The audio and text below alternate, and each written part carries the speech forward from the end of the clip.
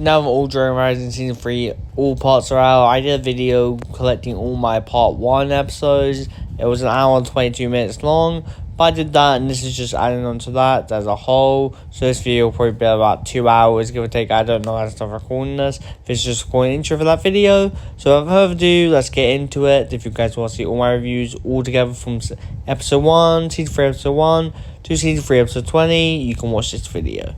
Ninjago Dragon Rising Season 3 Part 1, I've finished all my reviews, so I wanted to do a quick video, adding them all together for one big video. I did this for Blue Lock Season 2, and I thought, why not do it for this? One is a free video out of it, two is just nice to add all together as one big video to make it more simple for people to watch if they want to watch all my reviews together, instead of going through my playlist, which they aren't. My playlist is just like Ninjago, so it's all things related to Ninjago, and my reviews are pretty separated from each other, so it just makes it a bit easier. Also, I will do this for Season 3 Part 2, but I will add this one to that one, so it'll probably be a bit longer, like 2 hours or something, give or take, depending on how long my reviews are. I will say my last review was like 20 minutes, so it does... That review is actually pretty big. Probably my biggest review on an episode I've ever did on anything. So, yes. Season 3 of Ninjago Dragon Rising is officially out. It came out while I was sleeping, so when I woke up, I binged the whole Part 1, Season 3 Part 1. And now I'm going to go through and do the reviews of the episodes. So, yes, while we're doing this review, I kind of know what's going to happen next. So I'm not going to say what I think's going to happen. Unless it's like just thinking about what can happen in part 2. Anyway, in this episode, there's a lot going on in this episode. I'll start off with the bad of this episode. Personally, to me, some people might enjoy it. The lightning tides, whatever, the little stone creatures, they were kind of annoying throughout this whole episode. Probably the only thing I'll say which is bad about the episode. But like they took up a majority of the episode. The good thing I like is like the switch between Kai and Nia's team versus Lloyd's and Zane's team to find Eren. So I do like that both sides are finding people. Of course, we already know this on the trailer. I like in the first episode we get straight to it that both sides are on the search for Jay and Eren.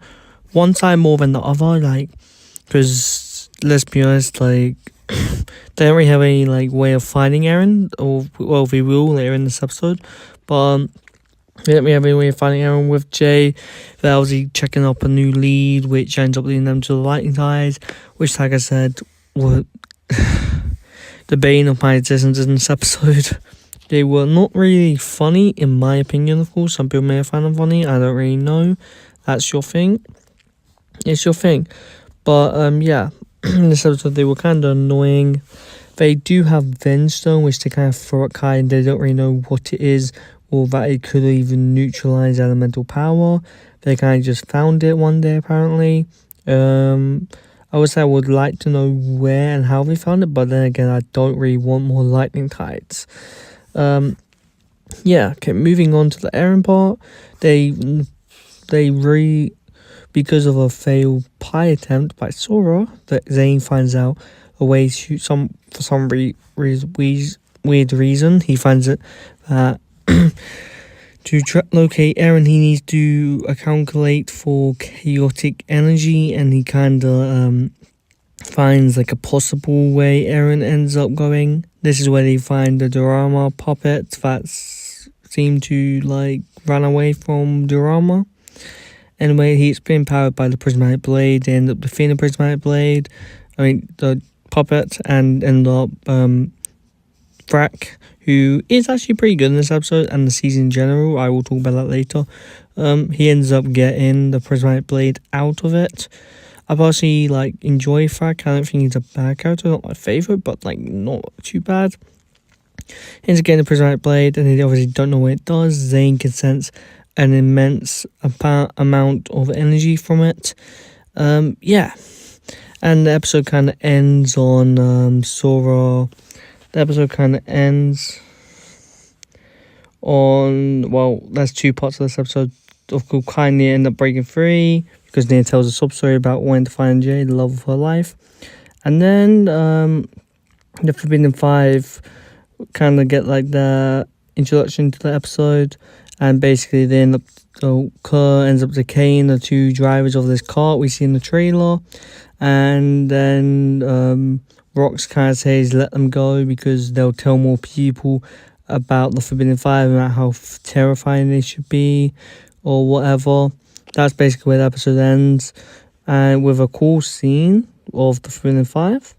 I think it's this episode was a cool scene. It might be the episode, but either way, this episode was really good. I would say the only thing that brought it down for me is kind of the lightning tide. You can also see a lot of people trying to want to find Eren. I feel like Lloyd personally wants to find Eren more than Jay. That's just how it sounds like. But either way, yeah, I think it's a good episode. But because of the lightning tides, I'm gonna rate it down to a 7.5 out of 10. That's simply being because I don't like lightning tides. They were on for basically the whole episode, and then they did this whole comedic stuff which I didn't find funny at all. So a 7.5 out of 10 seems fair enough. If you guys wouldn't mind subscribing or leaving a like or even commenting down below what your favourite part of the episode is, it does help out a lot, more than you know. And without further ado, I'll see you guys in the next video. Bye. Episode 2 of Ninjago Dragon Rising Season 3, The Ultimate Object of Admiration. Honestly, this episode is also a great episode. Basically, at the beginning, we see Eren helping our kid, returning his stuffed Teddy Lloyd or whatever. I don't know if that's an actual, thing you can buy in real life. It probably is. Maybe it's like marketing for that. I have no idea. Basically, he ends up doing that, and then giving him sushi, and the kid gives him the Teddy Lloyd to take with him because he needs someone to protect him or whatever. And he ends up returning to Lord Raz and ends up feeding him or whatever sushi, and Lord Raz is like, did you steal that? The only way you can get stuff is to take it or whatever. And basically, yeah, you can physically tell how Lord Raz is doing. He's really injured and all that, and that would obviously lead into the next episode. Basically, Eren's end up learning. He's practicing, and he keeps failing, and Lord Raz is throwing insults left, right, and centre, and saying you'll keep failing. Moving on to Lloyd and moving on to the Frack and Sora part. Honestly, those two as a duo are kind of nice. Sora keeps mimicking Frack and just making fun of him behind his back. Also, just so you guys are aware, Zane went his own way. He does have a dedicated episode to him later on, so we will obviously review that. Nia, Kai, and Wildfire, the only thing we get to see of them this episode is just one thing of them getting a notice, them being bored around a campfire. Roby sends a image of himself, basically a selfie, I guess, through notes. I don't know why they don't have phones unless there's no signal. But anyway, and then Kai's supportive of their relationship, which is nice. Wildfire sends back a picture of herself with Kai in the background, and she ends up worried. Did she send it to pass? Not romance stuff, whatever. Was she too quick in her response or such? Basically, yeah, and that's kind of that part of the thing. Later in this episode, we do get introduced to the Dragonian village and the Dragonians. Honestly, cool designs. I really like the designs. This is obviously before they get the whole corrupted or whatnot. Before they becomes corrupted, as you see in the trailers or maybe some promo images we see later on. Honestly, I do like them. I do like the whole aspect of them just being basically ordinary citizens, with some obviously having hunters or fighters that go out to protect the village, whatever. This is setting in the first realm. So yeah, and also I do like the fact that Oni is mentioned by name. Some first realm lore drop. Everyone seems to be aware of the Oni here too. I'm assuming these people are from the first realm, which is weird. We didn't get a name drop. I mean, of course, they probably weren't thinking of the Dragonians next time in Season 8 or whatever, or Season 9 when they were in the first realm, so they probably didn't have the designs or the idea of them. Well, I'm assuming these people are from the first realm, just by it. I do like the interactions with them, and Tyr is going to be the main Dragonian. But he's obviously, you're going to know more when they get corrupted by the Forbidden Five later on. Yeah, and they kind of lead them to a Cyclops, because that's what Eren was seen going by. And they also end up encountering Jay on the way after defeating the Cyclops. The Cyclops, personally, I don't like him too much, but, like, he's not too bad. It's just he was, like, you know, just the whole, like, brute thing. You're, like, the brute's force, but not the brains, where he had, like, no brains, I guess you can say that. Anyway, he ends up just crushing. I'm assuming there's more Cyclops. I kind of hope this guy doesn't return, but who knows? Knowing Ninjago, it is a possibility he will return. Point being, a great episode. Jay kind of just shows up at the end, and then takes something and leaves without saying a single word. I guess that's why he has low dialogue. He barely talks. I've watched the whole season, and I can tell you he barely talks, but he's in a lot of scenes, if you know what I mean. Yeah, basically that's kind of where the episode ends, with Jay kind of just leaving. It probably ends with something else, I can't remember right now, but yeah, that's like the main parts of the episode. All in all, a good episode. I did enjoy it very much. If I had to give it a rating out of 10, I'll say an 8 out of 10. There's some, like, thingy parts, like, for example, the Cyclops I don't like. I think an 8 out of 10 is fair enough rating. This is obviously in my own opinion, so don't take it too seriously. You can obviously debate with me down in the comments if you want about it. That's up to you to decide. Tell me what you guys think this episode should be, but as for me, I think it deserves an 8 out of 10. It's better than the last episode, but not like 10 out of 10. I'm going to be a bit more harsh on my ratings and not give everything a 10 out of 10 or whatever, like I did for Blue Lock episodes I did reviews on. Anyway, without further ado, I'll see you guys next time. Subscribe and do all that great stuff. It does actually help me out a lot more than you can know. And yeah, hope you guys enjoy the video, and see you guys. While going through the editing, I did realize I forgot to talk about the ending, where it basically shows us the Spectrum lands, because that's where Eren needs to get the elixir to cure Raz. So it shows us a leak of the Spectrum land, just like the full glimpse of it. He doesn't mention the Dome, he just mentions it called the Spectrum lands. I don't know if, like, Raz knows the other name called the Pied Realm, but, like, as right now it's called the Spectral Lands, which is obviously it makes sense in episode 3. I think Mora explains it, or I'll have to rewatch that part. But anyway, okay, without further ado now, I'll see you guys next time. Bye. In today's video, we are going to do a review of the Spectral Lands episode 3, of course.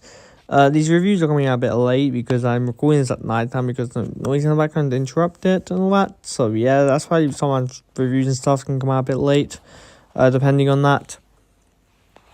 Anyway, starting off, this episode is the Mora episode, and honestly, it's a great episode. I think they did Mora really perfectly. I will say the whole Eren and Raz thing in this episode is also nice. Before I talk about the Mora episode, like the Mora part of the thing, Lord Raz ends up pulling one of the prismatic blades out to give Eren or whatever. Honestly, it is so, like, random. Like, how does he have a prismatic blade? For what reason does he have it? We do find out kinda later. I will say it now just to say it, because I'm assuming everyone's watched the other episodes. I've watched the whole season while I'm recording these reviews. I will say why he has it, technically. He doesn't really explain too much. He just says it's like it's basically a souvenir, or like a reward from something he did or whatever. I forgot the exact words he used, but yeah. Anyway, basically, he gives Eren to go into the Spectral Lands. Eren ends up encountering Moro, which saves him. Moro basically explains he's here to guide souls to the other side, and that souls suddenly disappear from this side now. Like, they just pass through as there's another alternative afterline, he thinks, or they get internal peace, which he would rather prefer. That's what he says. For the prismatic blades, it can see basically anything that can't be seen, like ghosts or whatever, in the normal spirits, souls, you name it. I do think they did Mori really good. Honestly, Mori was a great character in season 5. Yeah, he looks less ghostly and more just green, but that's just Dragon Rider season 3 in general. It's just like a slight glow to him instead of like being. I feel like he should be see through. I'm thinking he's not see through. Anyway, I actually can't remember if he was see through in season 5, to be honest. Anyway, speaking of, honestly, this episode is so good. He does talk about his master a lot in this episode. He does reveal to Eren but when he leaves, his master's Wu and to give him a message, which I do hope they touch on a later date, like when Master Wu ends up returning or they see his ghost. He also reveals that Master Wu is not in the departed realm, so he's somewhere. Maybe he hasn't entered the departed realm yet. Maybe he's a wandering spirit. I have no idea. Although I think like you would enter here first. Yeah, the whole Moro part is really good. And honestly speaking, he ends up getting the elixir of whatever it's called. Basically helping Lord Raz at the end of the episode. The side plot of this episode is basically Kai and Nia and all that kind of try and find a way to bring Jay out. Kai kind of recommends that going into an arcade machine area to find, because like Jay likes arcades, Jay likes games, and try to beat Jay's high score in this video game, and hopefully he will come out to beat the high score. He ends up technically doing it. He ends up remotely doing it somehow. I don't know why they don't really explain it. They kind of leave it as a mystery and up in the air. He ends up beating Kaida's score from someplace far away.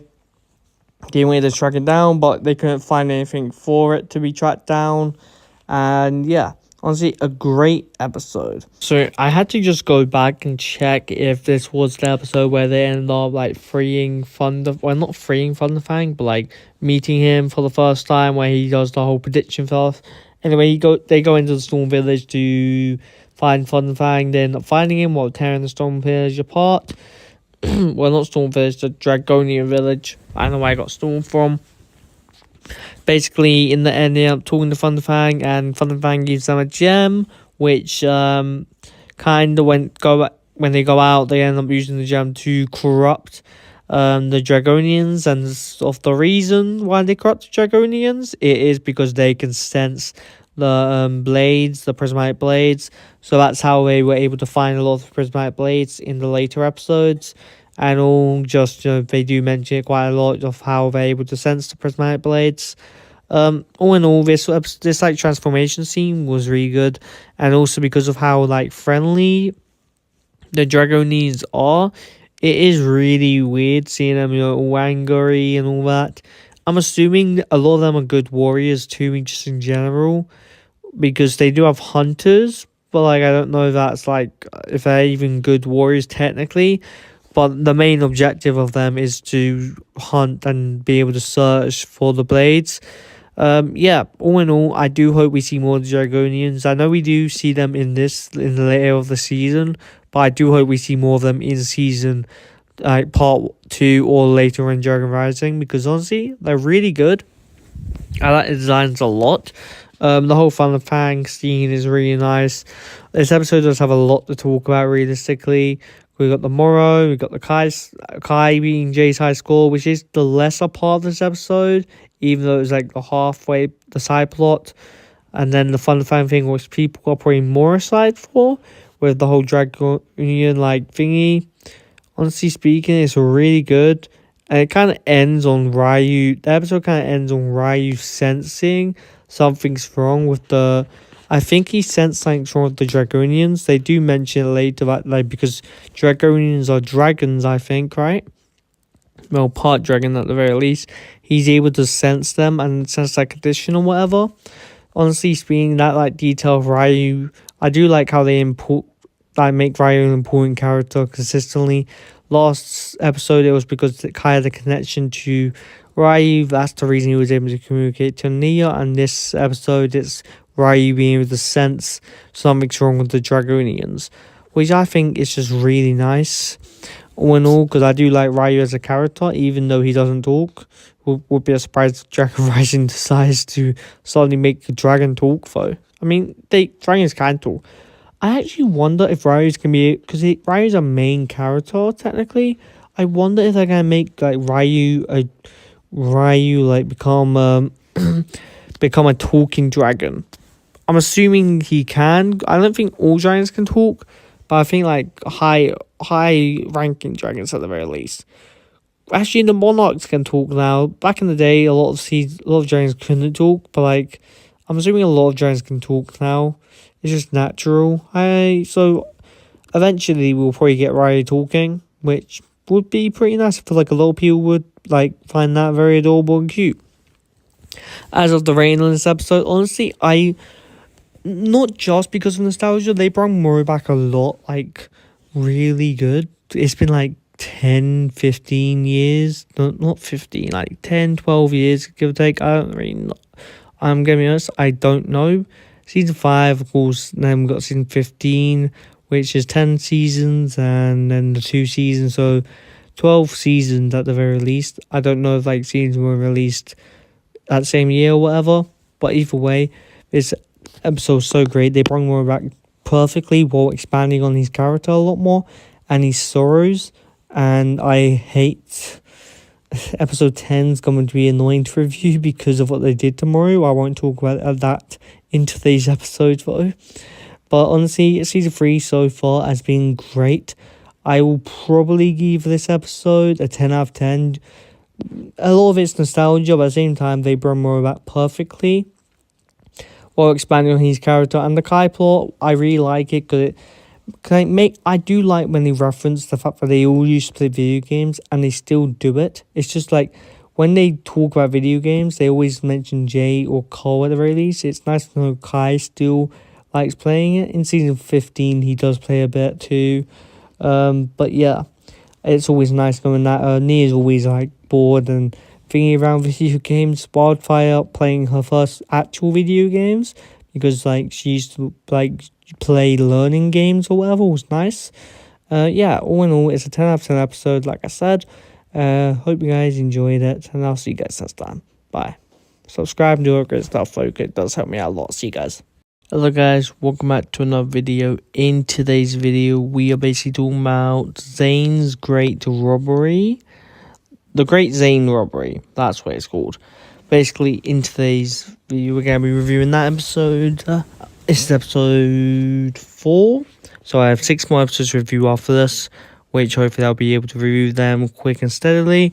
Basically, in this episode, we have it's the Zane episode, as the title suggests, and Zane ends up discovering Rapton, Steenstein, which he was in before, and he ends up detecting that it's Pixel. I'm assuming that's what he detected straight away, from what it sounded like, and they went to the train.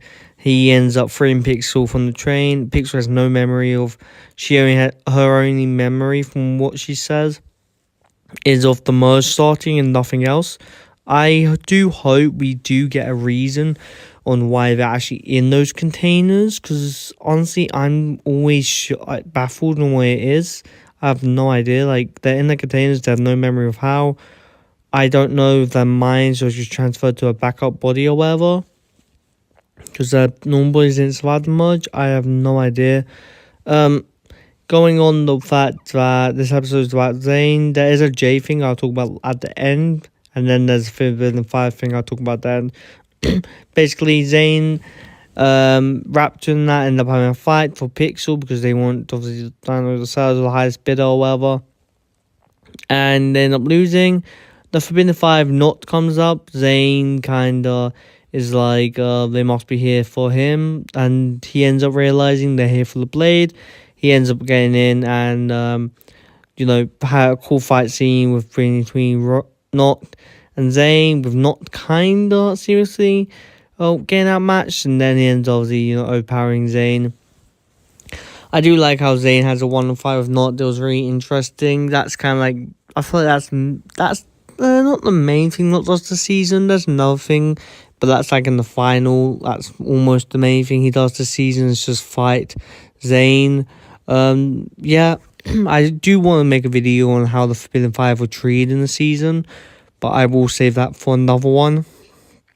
Anyway, Not end up winning, and he kind of leaves with the Dragonians. Dragonians leave with him, and basically at the end, Zayn uses his own like wires from inside of him to slow down the train to stop it because they kind of broke it to get away. They kind of broke the train to stop it from crashing. He ends up using himself like he's a robotic energy to do that, and he ends up powering down near the end of this episode with them saving Raptor and stuff.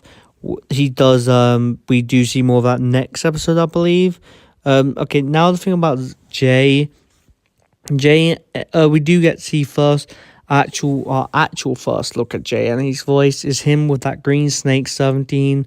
I forgot his name.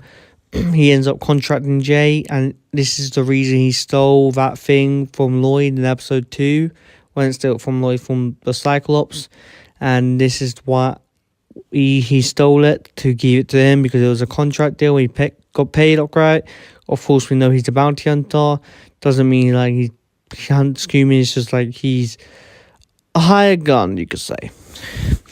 And then basically, the snake guy passes on a message to Jay to meet in 2 days' time. I will say it's now. Next time we meet him is in episode 6, so 1 episode away. And then after that, Jay in the season has been great. By the way, I've seen all the episodes, so I am enjoyable to talk about him in the future because honestly, I can ramble all day. I do like how he was treated in the season, personally. Now, going on to the ending, Rox of the Forbidden Five ends up invading the village we saw before in season 1. And she ends up like going underwater to find this like shell rock or whatever and breaks it. One of the prismatic blades were inside, and that's where the episode ends. Episode was great all in all. I feel like it focused too much on Zayn. I know it's like the Great Zayn robbery, and the episode focusing was good as majority fights, but it was like the whole episode was focused on him, which isn't bad. It's just I do like, some people may hate it, some people may like it. I personally do when they cut between this scene and something else. They at the start they do show off like sorry an error, and that's not what they were doing still, and them talking about how Zayn's robotic feelings or whatever. But I do personally like that. It's not bad doing this per se. I do like the whole Forbidden fight scene, but I'll give it a 9 out of 10. I think that's a fair rating, a 9 out of 10 for this episode. It was great. Do love the Jay thing, because obviously, favorite ninja, Jay, best character, in my opinion. Hopefully we see more of him in season 2. Part 2, I think we do, personally. And yeah, with that being said, I'll see you guys next time. Bye. Hello guys, welcome back to another video. In today's video, we are going to be talking about I alone can save them. This also is a quote from Raz at the end of this episode. That's why it's called I alone can save them.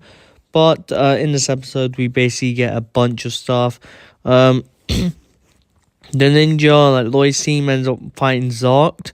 I will say, throughout this whole season, Zarked is probably my least favourite member of the 5. I will probably do a ranking of them in general, just how I like them. Like my dislike to most liked members of the 5, just because, season 3 part 1's out, and it's not sure if we'll get them in season 3 part 2. So I'll have to wait and see for that. At the start of this episode, basically, they end up breaking 2 of the chains of Thunderfang, which, in all honesty, I didn't know they would even start breaking it. I thought they would, have all the blades and break them all at once, or, citate, all at once, one after the other. I didn't know they'll break throughout the episodes, so I was, kind of a bit surprised when I was watching this a bit. Anyway, with the Zayn and, Pixel thing, Pixel's kind of trying to reboot Zayn and get him up online. She eventually does. It takes a while, but she does it. And I will say the main bit about this episode is Kerr going after one of the prismatic blades. The prismatic blade that got broken during Lloyd and Zeatrix's fight in the Tournament of Elements. Basically, they end up fighting for the prismatic blade. Well, by fighting, I mean the temple guards kind of get overpowered pretty easily by the Dragonians, and then Roby tries to defend and take the prismatic blade. For some reason, thinks she can, and Kerr ends up decaying him, which we saw in the trailer. We already knew this was gonna happen, so we weren't. So I don't doubt anyone was surprised. Some people probably liked him getting decayed. Some people probably like, that's a bit of a waste. I will say the Roby getting decay gives Wildfire a story in this part, because Wildfire's first love, Roby's been decayed on his deathbed. Wildfire ends up getting a letter to come because the city's been attacked, and she's trying to take good care of Roby. Basically, Roby's half decayed. He's like, I never really read any Agent Rick, so he hands him a book for the ninja to read through, which whatever, and they'll end up finding this later on. So yes, and then later in this episode, Zane and Pixel end up rejoining the ninja. They don't really tell us how they got there, but they end up rejoining the ninja with Big Mac Zane. This is how his transition happens apparently. Somehow, I'm assuming something in the arsenal, Raven's arsenal, someone made Zane be able to build a Big Mac for Zane. But either way, they end up rejoining the battle, and Zart. In this episode, we also see like Rox treating the Forbidden Five who fail her, kind of like garbage and all that. Zart is probably my least likable one. Also, he's just thrown away by Rox because I will say throughout this whole season, if you've watched all the episodes, Zart is the only one who fails to get a blade, and it wasn't even that hard. Like Rock's fault, and they will find majority ninja, I guess. But like, I feel like his power mix function could have been used way more. But either way, it was still a great episode, and the episode kind of ends on Raz saying he can save them all, while simultaneously showing Eren his parents' grave. Realistically, you shouldn't believe Raz. Like, let's be honest here. There's no proof that's your parents' grave. Because for one, if you think about it, for one, who the heck buried them? That's one. Second of all, why bury them all the way over there where there's nothing to be seen for ages? Third of all, I'm assuming Raz knows his name and he's planned this because they've been together after season 2. So I'm assuming this happened before season 2. He already planned to get them. And then he orchestrated someone to get a bunch of graves with some names written on it. Either way, you shouldn't believe Raz at all. Or which is less likely to happen, Raz actually believes Eren's parents are dead and all, but we will find out later on that that's not the case in literally the last episode of this part. I won't talk about that now. I'll talk about that in literally the last episode when I do the last review of the season 3 part 1. A great episode. I won't really have anything I dislike about it. It's just like Zart getting beat around kind of made me joy for some reason. Zart failing to, get the blade, and how we see how Rox just treats him like absolute crap after. Yeah, I will hopefully do a ranking on like the Forbidden Five later, on how I like them, to my most liked to least liked members of the 5. And yeah. Anyway, without further ado, I'll see you guys next time. Make sure to subscribe and do all that great stuff. It does help me out a lot. And bye. I think I did forget to do a rating in this episode, so I'm going to do that now while I was editing. I couldn't see myself rating the episode. I do have a headache while I'm recording and a bellyache, and I feel a bit ill, so maybe that's why it slipped my head. If I did and I've just missed it while editing the video, fair enough. I give this a 9 out of 10. Not a 10 out of 10, not a perfect episode. 1,000 discards, like Zark's battle, I don't really like too much. She kind of gets beat up. As a member of the 5, you think he'd be decently powerful, or like somewhat like strong, even if he isn't the strongest in the 5. Like, somewhat of a threat. He isn't really. Lloyd can handle him alone, to be honest. Yeah, that's kind of the only thing. And yeah, so that's why it's a 9 out of 10 instead of a 10 out of 10. Welcome back to another Ninjago review video, and this is episode 6, I think. Fallen Wishes episode review. We're basically just gonna be talking about, just reviewing the whole episode like we've been doing for the last 5 episodes. After this, I have 4 more episodes to review. Basically, this episode, I'm going to talk about the J part first. The Zetrix and J part was really nice, and I think it was handled pretty well. With Zetrix, obviously, I'm assuming Zetrix is going to play a bigger role in part 2. Or she's going to have some conversation with Jay about him failing his contract. Or, I'm assuming she's going to have a bigger role later on in certain seasons. Considering, last season, she didn't really have that much of a bigger role. She was just there and made, kind of argued with Raz. And then after that, she kind of lost to Lloyd. That was her whole point in season 2. And she was obviously, I think, accused of, stabbing people in the back at the start of the season. So hopefully in the season, later on in the season, she gets a bigger part or whatever. Or hopefully she ends up fighting her sister. Although, if they fight too long, I honestly wouldn't know who's who, because they would look identical if they're wearing the same stuff, especially. That would actually kill me. Anyway, the whole point, the main bit about this episode, actually I'll talk about that in a minute. Lord Raz saying his whole mission is to cure the merge, and basically saying, oh my god, I'm here to cure merge, I alone can save them. We already know this. And he's Hammer's also a dragon icon, which a lot of people apparently theorized about. I didn't really see those theories, but yeah. And just all in all, great that Lord Raz is just, his motivation, supposedly motivation is to return his people to where they were and bring them back and all that. So that is what he says his motivation is. We don't know that, so all we can go off is what he said right now. So he could be lying to us, he could be deceiving us, or Eren per se, but that's all we know about. So we don't really know anything else than that. But I think that was handled pretty well.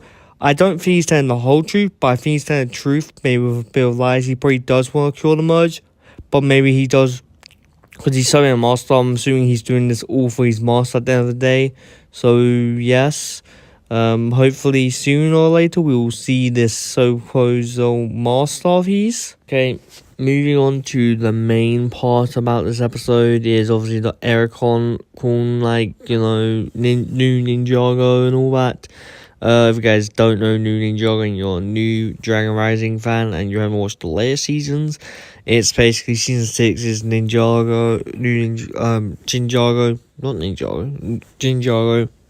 The old realm was destroyed, and then, Nanacon kind of built a new realm above Ninjago and basically made new Jinjago, and now they're doing it again, but from what it appears, every wish Ericon's able to grant, he's able to make his Jinjago grow a little more and restore his realm. I wonder if he's apparently the only Jin yet left, but I wonder if there's probably more out there or somewhere that no one knows of. For Ericon's sake, I do hope so, but yeah, I do like the fact that this episode reminds me a lot of Skybound. I think that's really cool. Skybound was obviously one of my favourite seasons, so just the fact that it reminds me of that is, perfect. I can't really ask for much from this episode other than that. They obviously, Ericon tricks the within 5 rocks, rocks to summon a ninja because she wished for it. And she summons the people who Ericon met in season 1. Nia, Sora, and Ryu to think, although I would argue Ryu isn't technically a ninja. I mean, I think he's pretty referred to as a ninja. Either way. Yeah. Honestly, that whole sequence, the whole battle and all that, and the whole rocks end up getting thingy, and it was really fun how he kept wishing left, right, and center. Really felt Skybound vibes from that. And they basically, Rox ends up getting it, and she basically just controls the ninja for a bit, and then she ends up losing it because Sora uses her text powers, and Ericon gets free, Yeah, Forbidden Five obviously have the thing restored, so they just retreat and leave. Of course, Rox isn't the strongest Forbidden Five member, but like, you know, she's the smartest, I guess. Even if she basically she could have got rid of the ninja, but she kind of just, you know, treated it like lightly. And honestly, Ericon in just general, I do like it. It reminds me of Skybound. That's the reason it's probably going to be higher on the rating. I also do love the fact that Kai and Nia are the ones to discover Thunderfang's history. We kind of know that. Well, we know Nia talked about it in the trailers, but I feel like it was really nice that Kai and Nia was the one to discover it. And then Sora ends up going back to Lloyd to basically tell them that Thunderfang is that what Nia told her, that Thunderfang is like they're trying to free Thunderfang. It is weird how it's like 6 episodes in and they just realised that they're trying to free Thunderfang. That does feel really weird, personally. So I don't really know about that. All in all, I think this episode was really good. There's obviously some bad parts, like animation-wise, it's really good. And I think there's certain bad parts, I would say. For example, there's thing like Sora ends up going back. Lloyd like got teleported while Sora's looking at Sora got teleported while Lloyd was looking at his like prismatic blade. She gets teleported back and it's basically the same image. Lloyd's still looking at the prismatic blade. I don't know, maybe time paused or something, or Lloyd just really likes looking for detail out of prismatic blade. Yeah, it's basically like the same image. So yeah, that's pretty much nitpicking. I can't remember too much like bad stuff about this episode, but I feel like it's maybe going off nostalgia for me because I like Season 6 and Nonicon, New Ninjago. It just really hits home. Season 6 was one of my favourite seasons back in the day. Still is now, because like the villain personally and then the whole story was really great. It's a disappointment how the character writing in it basically went scrap after, but at the same time it's a really good season and it's a J season to boot. So yes, this episode really hit home, and personally I think it is a 9 out of 10. A 9 out of 10 episode, not a perfect episode, but 9 out of 10, like the whole J stuff, the whole Kai Nia find Thunderfang, the whole Raz's motivations, and the like Raz wanting to summon all 7 Source Dragons. I'm assuming this is his Master's Wheel or whatever. I do love all that, and the whole Ericon fight scenes were pretty cool. I will say Dareth ends up making an appearance, which Dareth is always a mixed thingy. People either hate him or love him. It's not really one or the other. So yeah, do with that what you want. There's been a lot of cameos in the season. Fugitive made an appearance earlier on in the season, which I didn't bother talking about, but yeah. Anyway, without further ado, make sure to subscribe and do all of that great stuff, because I'll see you guys next time, which will probably be pretty soon because I need to review episode 7. So yes, anyway, without further ado, bye guys. Hello guys, in today's video we will be reviewing episode 7 of Dragon Rising Season 3, the Dragonic Majesty. In this review, I'll talk about obviously the stuff first, then I'll give it a rating like I always do. I will talk about how Xenopix obviously builds something to track the last prismatic blade, which ends up leading to the end of this episode at the end, where they meet up with Raz and, well, I'll talk about that at the end, but like, Raz obviously has the prismatic blade, so they're tracking Raz and Aaron. They don't know this at the time. But while Pixel builds that thing on the board of the prismatic blade, which leads them to be able to track Aaron and Raz and find the last prismatic blade. The whole Jay fight scene was amazing. He kind of avoids Aaron. Like, when Aaron gets out, he dodges his attack and then just jumps at Raz, makes him go down. Of course, there's a whole like flight scene with his mecha army. It's just so cool, in my opinion. Like, honestly, best character this season. I may be a bit biased because I am a J fan in general. They don't usually say Rogue at all this whole season, I don't think. But either way, it's just super cool seeing him fight. That's all I have to say for that. The whole Eren and the dragons, like monarchs or whatever, I don't know which dragons they were, can't remember. They kind of like, they accept him at first, then they end up like Lord Raz for like this whole episode till the end, was paranoid that the dragons would recognize him, but they eventually do. And they kind of call Eren out for working with Lord Raz, and Eren's like trying to say, "Oh, I need him. I need him." Realistically, it is stupid.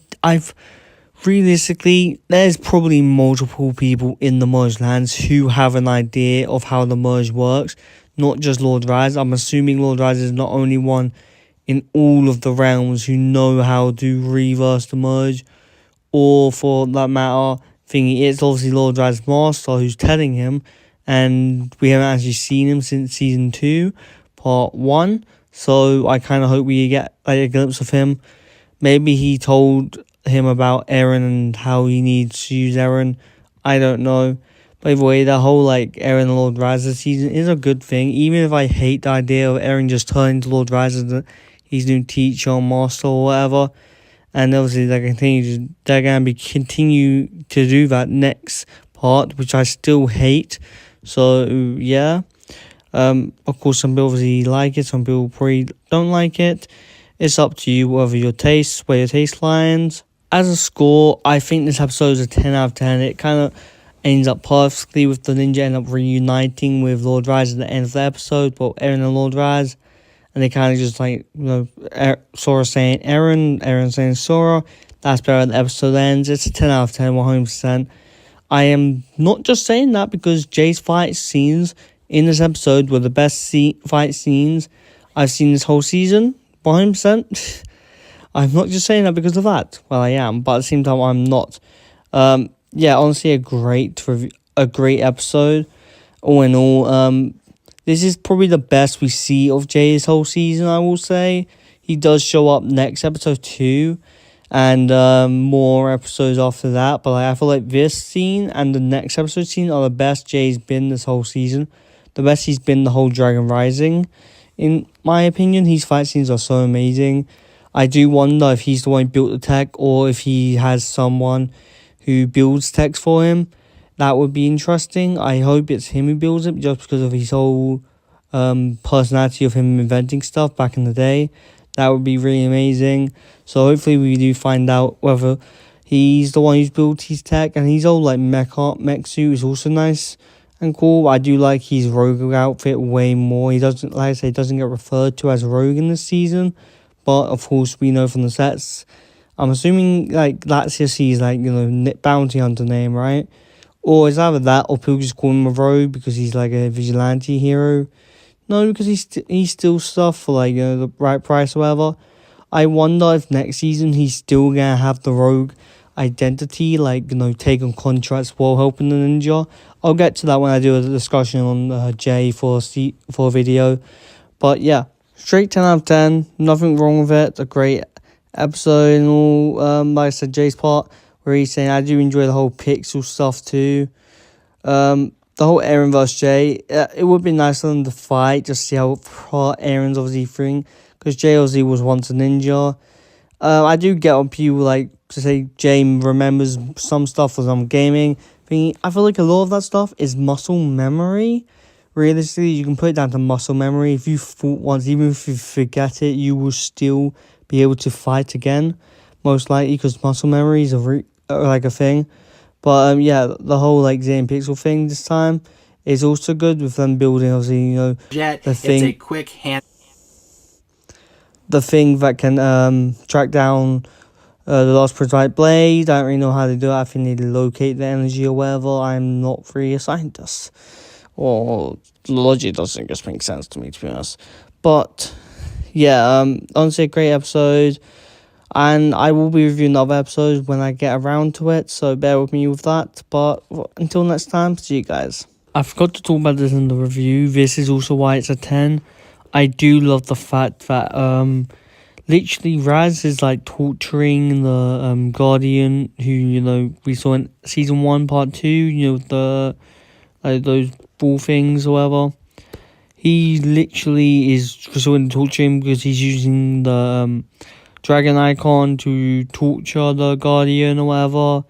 So yes, and obviously Eren's like, stop, we don't have to do this, and he's just doing that. And I do love the fact that he calls him a villain and Eren doesn't want to accept that he's a villain.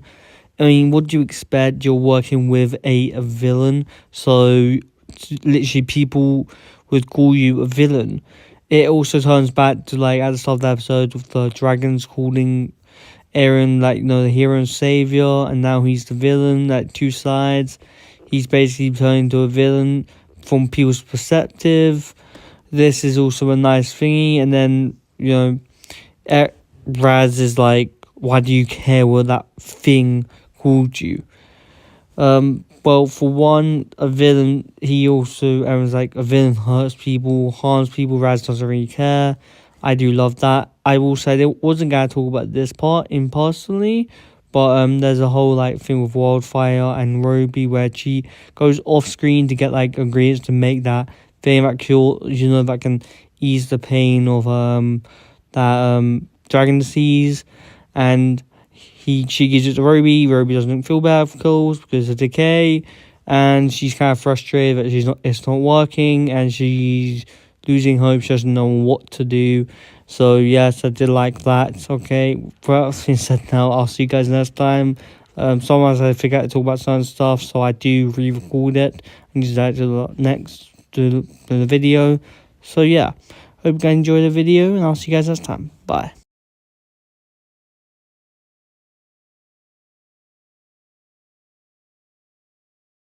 In today's video, we are going to be talking about Crashing Together episode 8 of the thingy. I will start this review by saying, I know Sora and Eren's like part is a major part of this episode. It keeps coming back to the flashbacks of them. I personally enjoy the flashbacks.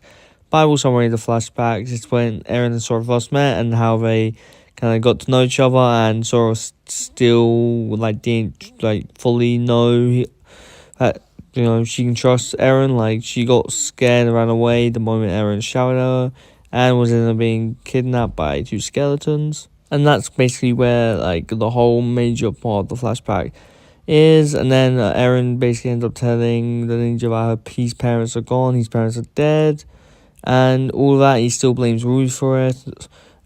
Jay ends up kidnapping, Rogue ends up kidnapping Lord Raz, and then the whole fight scene erupts. Eren chases after Raz. Yeah, and the whole Raz versus Jay kidnapping Raz and Eren chasing after him, Sora chasing after Eren. It corresponds pretty good with the flashbacks. Like I said, I'm not the biggest fan of the flashbacks, so that kind of downgrades the episode for me, even though it's obviously the major part, and it's a good emotional climax between Sora and Eren and how they got to know each other and how they are in the present. I didn't really like the flashbacks. I kind of zoned out throughout majority of it, so that's just me.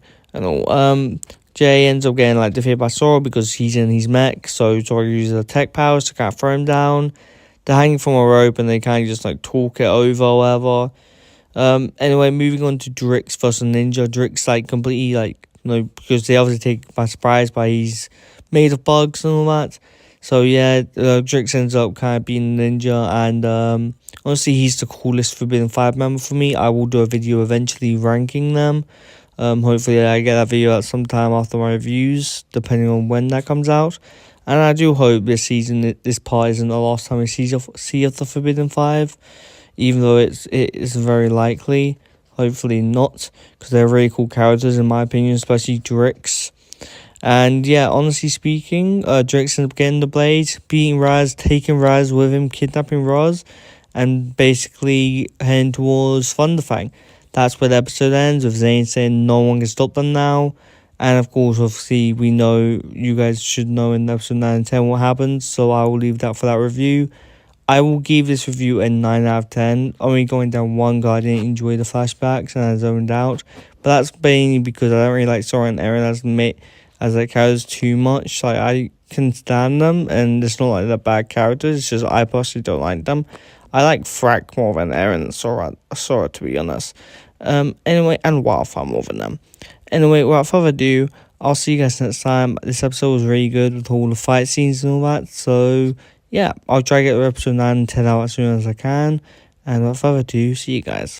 Hello guys, welcome back to another video. In today's video, we are reacting to Season 3, Episode 9, Chaos Unchained.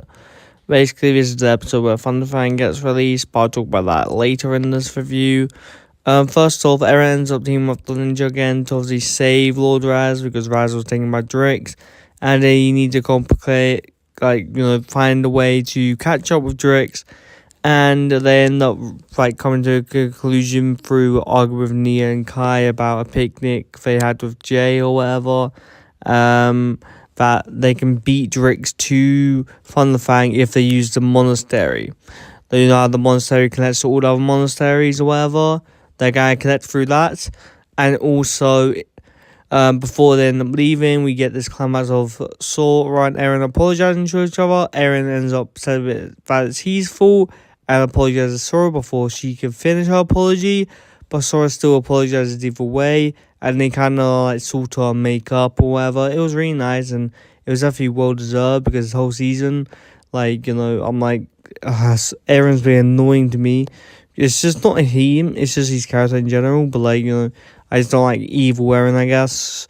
Like I said before in my other reviews, I'm not the biggest fan of both the characters, but that's just me being an old school Ninjago fan, I guess. Something I will say that we saw in episode 1 is Frack using his thing. You could tell how the corruption of the Shadow Spin has kind of corrupted his way of thinking that chaos is the best way. He's since corrected that from where it appears. He doesn't actually think that anymore. I don't know, but Eren also ends up thinking that in this conversation. It comes up saying he's got way stronger because he's using his hate-fueled hatred for his enemies or whatever, or for the merge or the master will or whatever, for his training or whatever. And then Sora says, is that really how do you be a ninja or whatever? Just, trying to remind Eren who he is and what he's trying to be or whatever. And basically, that's kind of the whole heart to heart. Sora ends up, this will lead into episode 10, by the way. So, yes, the ending of episode 10, if you, piece 1 and 2 together. But, yeah, Sora and Eren end up making up, and, of course, they end up, being friends again, from the looks of it. Honestly, I do like the bit where Eren, Sora ends up building the ninja, Jay's, rogue wings he had in when he was fighting Eren and Raz. So, because Eren obviously had a model of himself, they ended up replicating that and to fit all the ninjas. So that also leads to an aerial battle later on. And honestly, the Forbidden Five here, I will say, they are playing a game of keep away with the prismatic blades after they catch off Drix. They're basically playing keep away with the prismatic blades. They actually are doing pretty well against the Forbidden Five. The only time they fumble is there. Lloyd actually trusts Eren with the blades and doesn't bother, helping him out. However, he's just trying to defend the Forbidden Five from getting near Eren and tells Eren to run away or whatever. And then Eren sees Raz, because Not is obviously Not is out for vengeance. Drix hands Raz to Not, and Not is yes, I'm going to get my revenge. And he kind of beats up Raz a lot. He wants obviously Raz to fight back. Raz obviously ends up losing. Eren comes down, and for some reason he thinks he can beat Not, even though he wasn't really matched with him last season by himself. So I don't really know what he was thinking. But yeah, at least hand the prismatic blades over to someone else before you charge in there. Basically, Rox ends up kicking him in the back, and then prismatic blades are handed over to the Forbidden Five. Great work, Eren. He does feel remorse, I think, the next episode, but only for a split second. He doesn't really care. That should be you should at least feel a bit more sad that your choice has allowed Thunderfang to be free. Regardless, Thunderfang, surprise, surprise to no one, he betrays the Forbidden Five. It's been a common trope of people getting betrayed in Ninjago, so I'm not too shocked about that. But anyway, at the end, Thunderfang roars because he's free, and that's what the episode ends on. So yes, if I had to rate this episode out of 10, I would give it a solid 10 out of 10. I actually do like a lot of stuff. The fight scenes were cool. The keep away kind of reminds me of season 7, where they're keeping the time blade away from the snake people. Of course, to a much larger extent, they're doing pretty well. If Forbidden 5 gets it, the ninja end up getting it back. If Forbidden 5 gets it, it was a constant going on. Basically, everyone at least majority of people end up touching the prismatic blade before Thunderfang eventually gets released. So I think a 10 out of 10 does suit it. honestly speaking, it is one more review until I've completed my reviews on the season, and then I'll do a season 3 discussion where I discuss the whole season as a whole, whether it's good or bad. You can pretty judge on what I'm gonna say if you've watched all my reviews. So yes, I'll see you guys for that. But obviously, I need to do tomorrow. I need to do episode 10's review, which will probably be out tomorrow, or it'll be out really late today. I don't really know. But make sure to subscribe and do all that great stuff, because it does help me. And depending on if it doesn't get copyrighted, there should be a lot of background stuff in this thing. And if that's like your way of, if that's like how you like me editing my videos, fair enough. Because honestly, it is fun to edit it like this way. It's just it's a lot more work and effort. But I don't really mind that.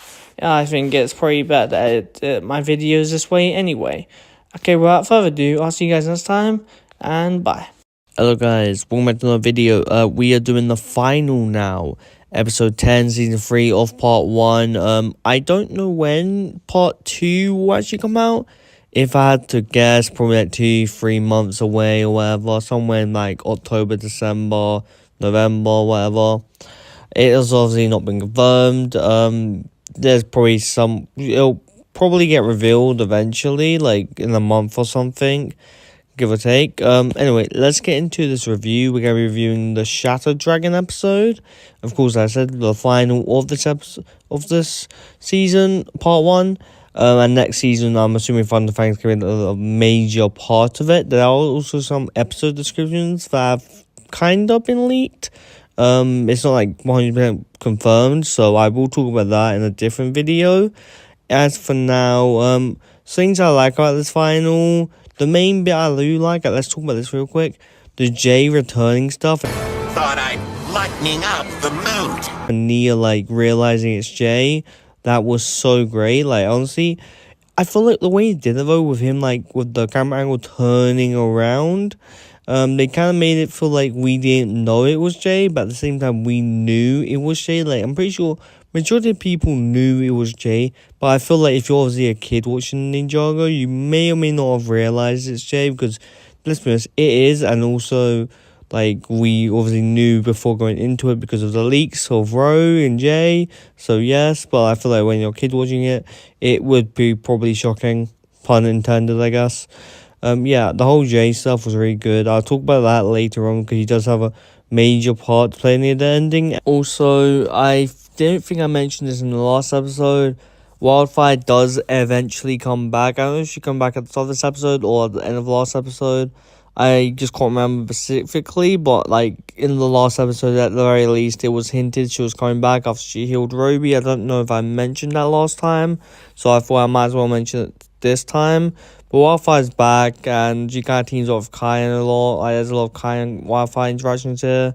It's really nice. Kai ends up getting the mech that Wildfire was piloting, because Wildfire got kind of slapped away by Thunderfang. Immediately pulled the ground, and then Kai gets the mech and punches Thunderfang in the eye, which honestly was a great thing. It's just a very Kai thing to do if you really think about it. Kai is nowhere near my favorites of the ninja, but like, he's starting to be more likable than he was back in the day. And also, I do like how the fact that they just punch him in the eye. It just feels like a Kai thing to do, honestly. I will also mention the triple Dragon Rising with Kai, Nia, and Lloyd. That was done really well. It does make sense, as they obviously Thunderfang gave, well, the Shadow Dragon gave his power to the Forbidden Five. So it makes sense that the Shatter Spin can, like, Thunderfang can obviously be hit and injured with Dragon Rising. Of course, it's harder, but at the same time, it is a way to defend against his power. I do hope we get more info on Dragon Rising. Of course, we know it was used against the Forbidden Five and it can counter it, but at the same time, like, I want to know who made it. I don't think we actually got, like, any useful... I don't know if we actually know that. Maybe we do and I'm just forgetting. It'll be nice, like, maybe the Arc Dragon Focus made Shadow Spin for the made Dragon Rising for the Mortals, or Rising Dragon, because also it's literally the name of the season.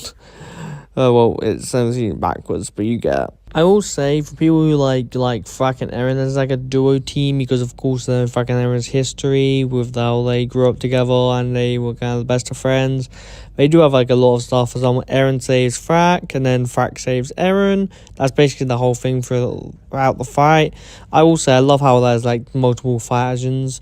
I can't remember the last time Ninjago had like multiple people fighting at the same time. I mean, crystallized, I guess, but like this is just more chaotic, I guess, if you think about it. And I also love how Dragon Rising obviously leads into one another momentarily. I'll talk about that later on, how part 1 leads into part 2. Thunderfang ends up being able to eventually detect that Lloyd's a Source Dragon conduit, which I'm like, if you have like how Raz has his hammer, I'm assuming Thunderfang it's more easier to get in touch with a Source Dragon if they're directly involved with the Source Dragons. Of course, Thunderfang has obviously a history of Source Dragons, and he kind of wants to get revenge on the 6 or 7 Source Dragons, how many there are. And yeah, he basically tries to take Lloyd's soul. First time, Zane ends up interrupting it, so he fails. And then, about a couple minutes later, he ends up actually managing to take Lloyd's soul, which kind of leaves his body, it's like a green energy thing. So it leaves his body, and Eren kind of catches him. And you can see how like sad Eren is or whatever. While kind of like the Thunderfang is kind of screaming to the world, saying, "Source Dragons, you can't ignore me now." Basically saying how he's going to wreak havoc in the mortal world until the Source Dragons end up wanting or needing to interfere with him.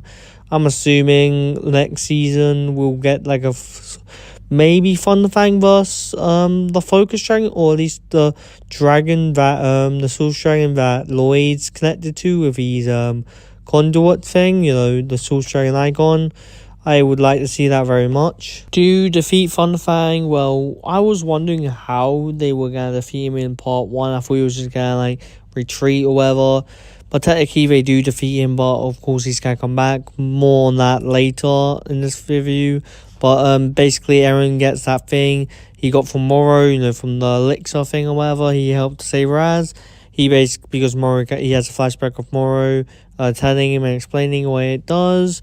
And basically he sees from the prismatic blade that Thunderfang is made up of basically all souls, so throwing at it does make sense realistically. It lets all the souls move on, which weakens Thunderfang, and Thunderfang kind of evaporates and dies with everyone getting their souls back. I do want to quickly go to the video just to show you something, but yeah, Lloyd ended up getting his soul back, and basically everyone's happy. All in all, okay, we have this clip. I'm going to put it in slow motion. It's obviously on someone's YouTube channel because they've uploaded it. And I don't know how long these will be uploaded on YouTube because they normally go. Basically, Eren ends up throwing the thing, which I told you about. He ends up destroying Thunderfang.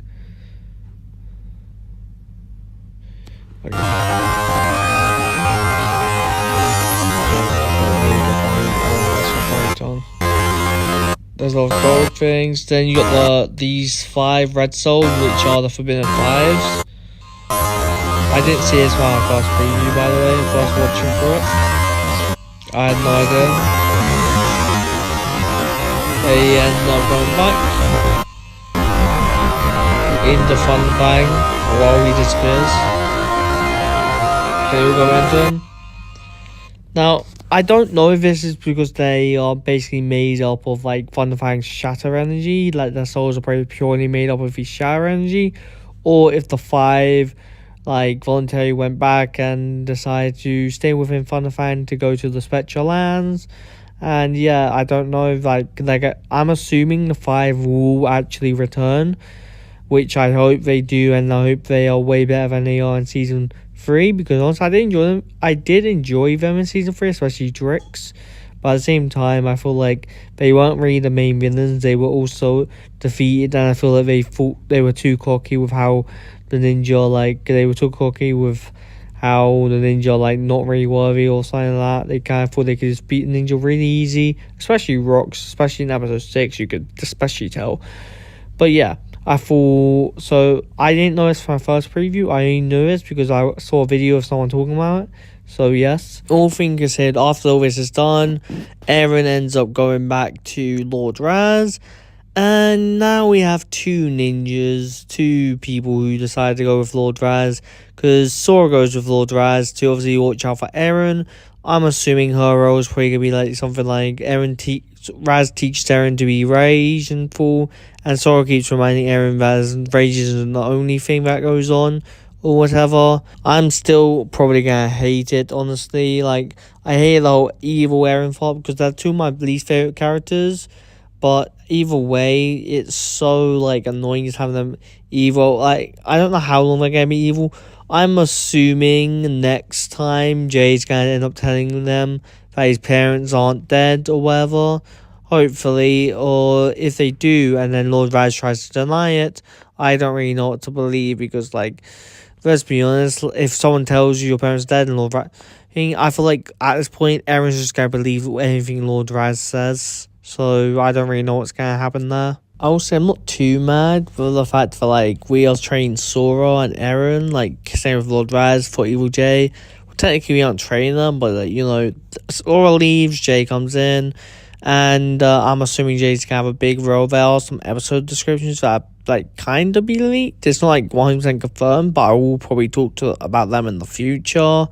Well, like after this video, I might do another video talking about them. There's also some voice lines that have been like how much voice lines people have that have been kind of leaked for part 2. So yes, I will talk about that voluntarily. But on CJ returning like fully, he's obviously probably gonna do his own thing. But then I'm assuming the ninja are probably gonna need help to help like track down Eren's parents.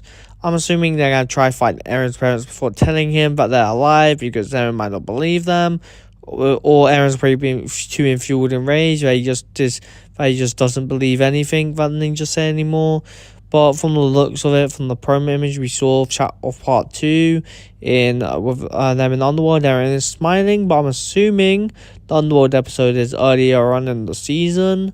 So yes, I can't wait for that episode, because honestly, Cruncher and Knuckle, or whatever their names are, they were funny back in the day. I did enjoy their characters. They could be annoying at sometimes, but like as an OG person, it's just nice seeing certain people back. So yeah, that's all there is to it. With Jay knowing also that Eren's parents are alive, because there was obviously confirmed that he obviously knew something from Eren. Even said himself that Jay might be the only one to know where his parents are in season 2, and so on and so on, and everything that comes up forward.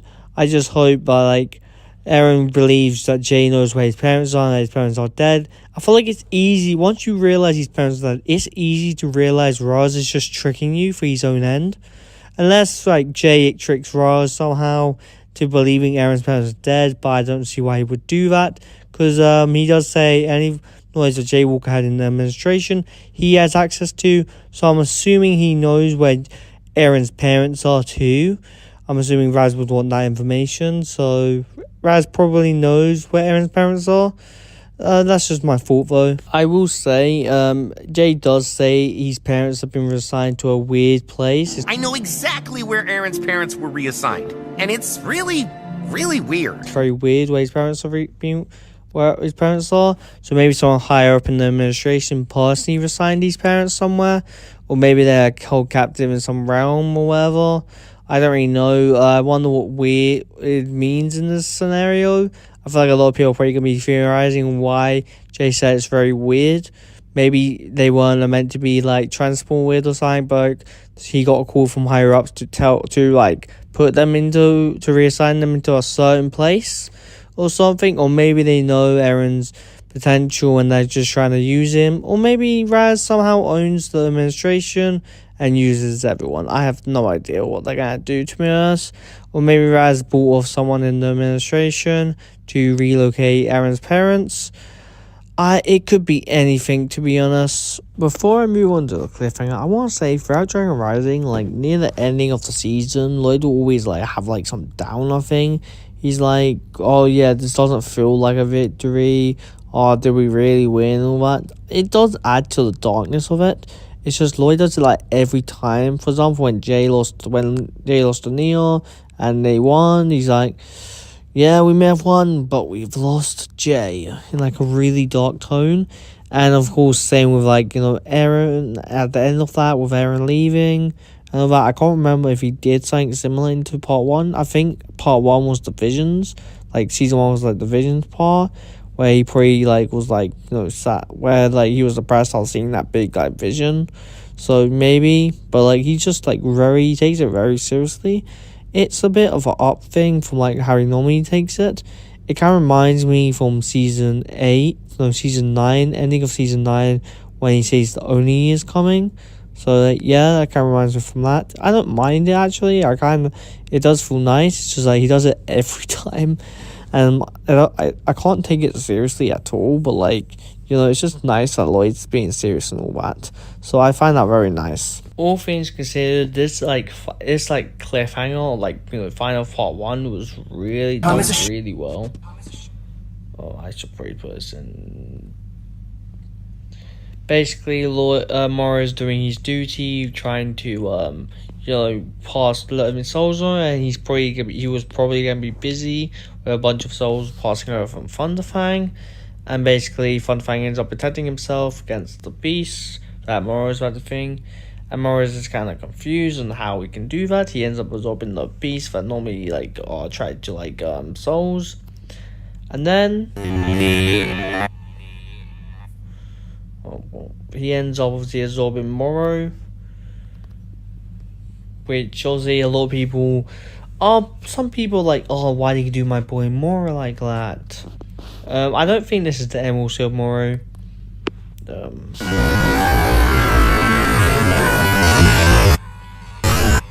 Now he turns into this soul. The thing is, people think the soul's Wu. I do want to talk about this quickly. I might make another video on it. I don't know if I will. But people think the soul is like Master Wu, and fun thing is up eating Master Wu.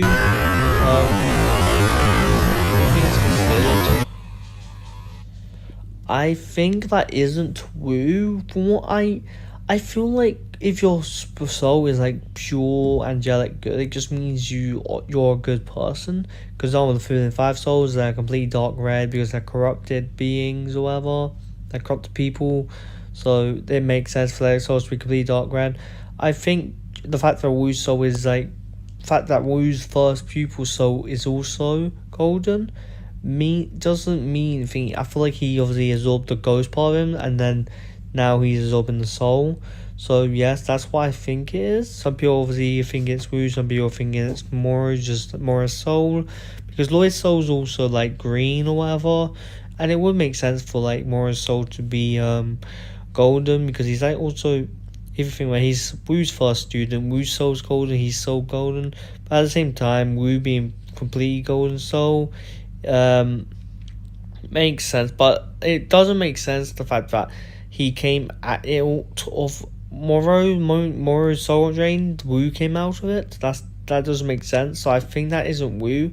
Maybe it is. Maybe it's a piece of his soul and it's not completely his soul. There is a lot to detail in it, but like I think it is Moro.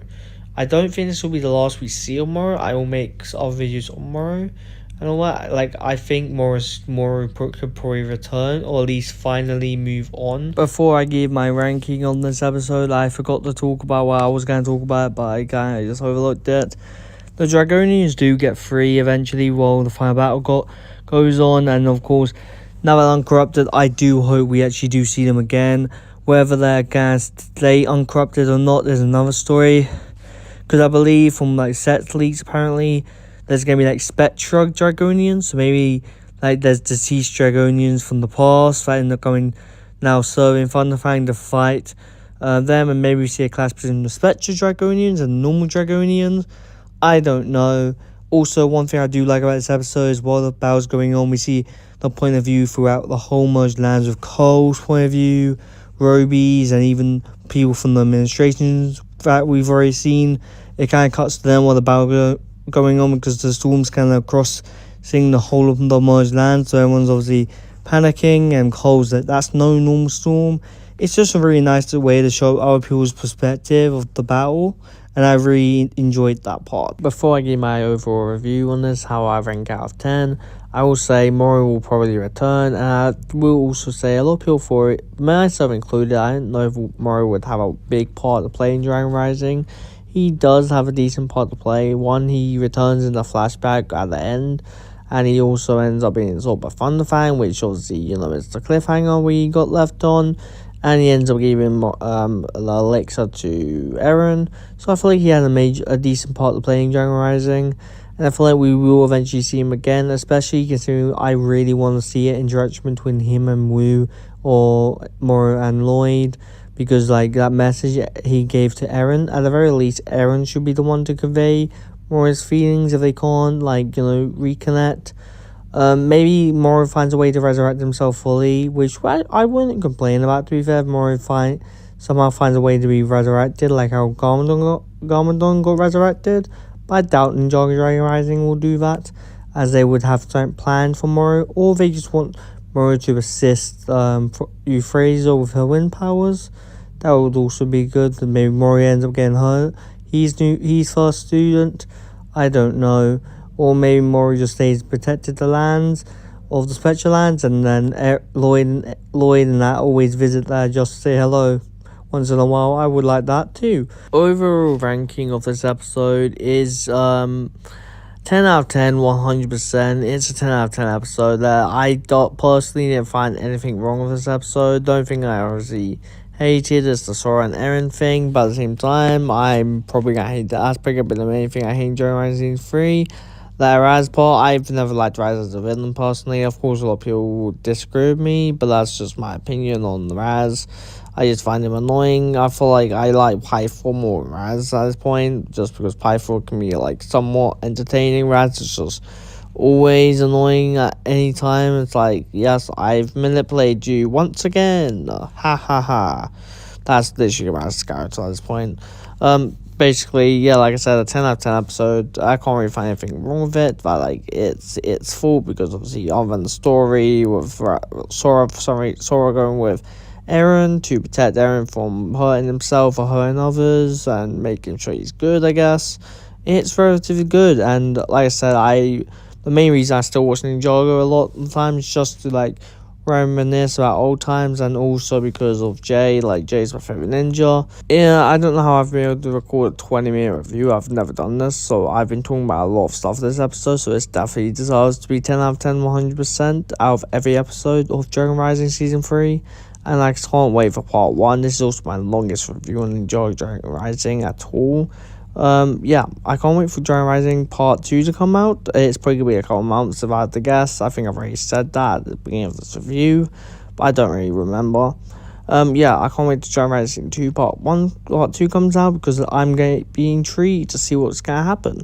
Like I said, this is a 10 out of 10 review, 100%. Nothing I can fault with this review. Make sure to subscribe and do all that great things, because it does really help me out a lot. And I can't wait for Dragon Rising Season 2 Part 2 to come out. And without further ado, I'll see you guys next time. Bye. Okay, wow. You're a big one. Hello guys, welcome back to another review of Dragon Rising Season 3 Episode 11. Yes, we're officially starting the episode reviews. In today's video, we're going to be reviewing the Hollow Ones. Basically, in this episode, it kind of starts off with a flashback of Lord Raz or Raz getting dragged off by Noctem rocks into the pool, where Eren's saying he couldn't leave them behind, and basically chases after them, and then he managed to separate Lord Raz and Noct together, and then ends up wherever he ended up, and he sent this to Sora. That's what he sent. He sent Sora. You also get a little flashback of Moro with him drinking the thing. That's the only bit of Moro I'm pretty sure we see this season. It's kind of sad. This is a whole flashback of basically what happened to Eren and Raz in Season 3 Part 1. And I guess the end of Part 2. It's the end of Season 2 Part 2. And then obviously Thunderfang's defeat. And then he ends up telling the story to Sora while doing his little shatter kind of spinjitzu. That's basically the whole part there. I do like the whole connection this season, to be honest. It's way better than it did last season, 100%. I do like that. And then, surprise, surprise, Wildfire is driving the Bounty. Literally, I don't know why. I mean, I know why she's driving the Bounty, but, I would not want to get on this. Literally, every other ninja feels the same. Pretty sure you're going to kill someone with Wildfire. Like, what's going on with this bounty? Oh my god. I think the dragons are even finding a way to keep up to it. Like, why would you let wildfire? Oh, whatever. Yeah, basically, we end up getting, Eagle's death, which honestly at the time was actually very saddening. Obviously, the scene was actually pretty well done and well done a lot. Honestly, I didn't think Eagle would die. I thought they would find a way to cure his wildness sickness. I feel like in the future they might cure it. But as right now, Eagle's the first victim we personally see. There's obviously been other victims to it, so we don't know fully. The whole thing was really good. All the dragons, all that, I think the monarch dragons showing up, or arc dragons showing up, I don't know what they are. I think the monarch dragons showing up and crying together, and basically the other ninjas just like showing respect to the ninjas. And he also asked where his student Eren and Sora, and Lloyd has to obviously break the news that they followed a different path. I do like that when Eagle actually officially passes, you got all the dragons like shouting or roaring to the sky. Wildfire also starts roaring, of course, because she was raised by dragons. So I did enjoy that. Also, something else to say. In this episode, we do get to see Runtu, I think her name is, the purple dragon. Of like basically say she's gonna continue training Ryu, which will go on later in episodes when that happens. So that's nice. Honestly, Raz, Sora, and Eren, I didn't think I would like them that much. But at the same time, they're not a bad combo. I didn't really like Eren and Raz last season because it was kind of annoying. The only season I like exception for Eren was Moro episode. That's the only episode because they were actually, Moro and Eren did have a lot of good scenes together. But that's about all. To be honest, if I'm being completely honest. And then you have Zane leaving, basically saying he's going to leave to travel to my lands with Pixel. It's just a way to get rid of Zane, to get him out of the spotlight, even though he hasn't really had any spotlight. But at the same time, I guess it's a convenient way to make him leave, because Zane obviously wanted to travel to my lands with Pixel. I think he said it's in a later season. They said they can communicate. We don't see that the whole season, the whole part, I'm pretty sure. Might tie into part 2, if you guys know what I'm talking about. It might tie into part 2, and they basically officially leave. And then I do like the scene with Lloyd talking to Nia. It reminds me of Lloyd talking to Cole at the start of season 3, part 1. Staring at the picture, basically talking and writing to the picture. It literally is basically the same scene, but with Nia, to be honest.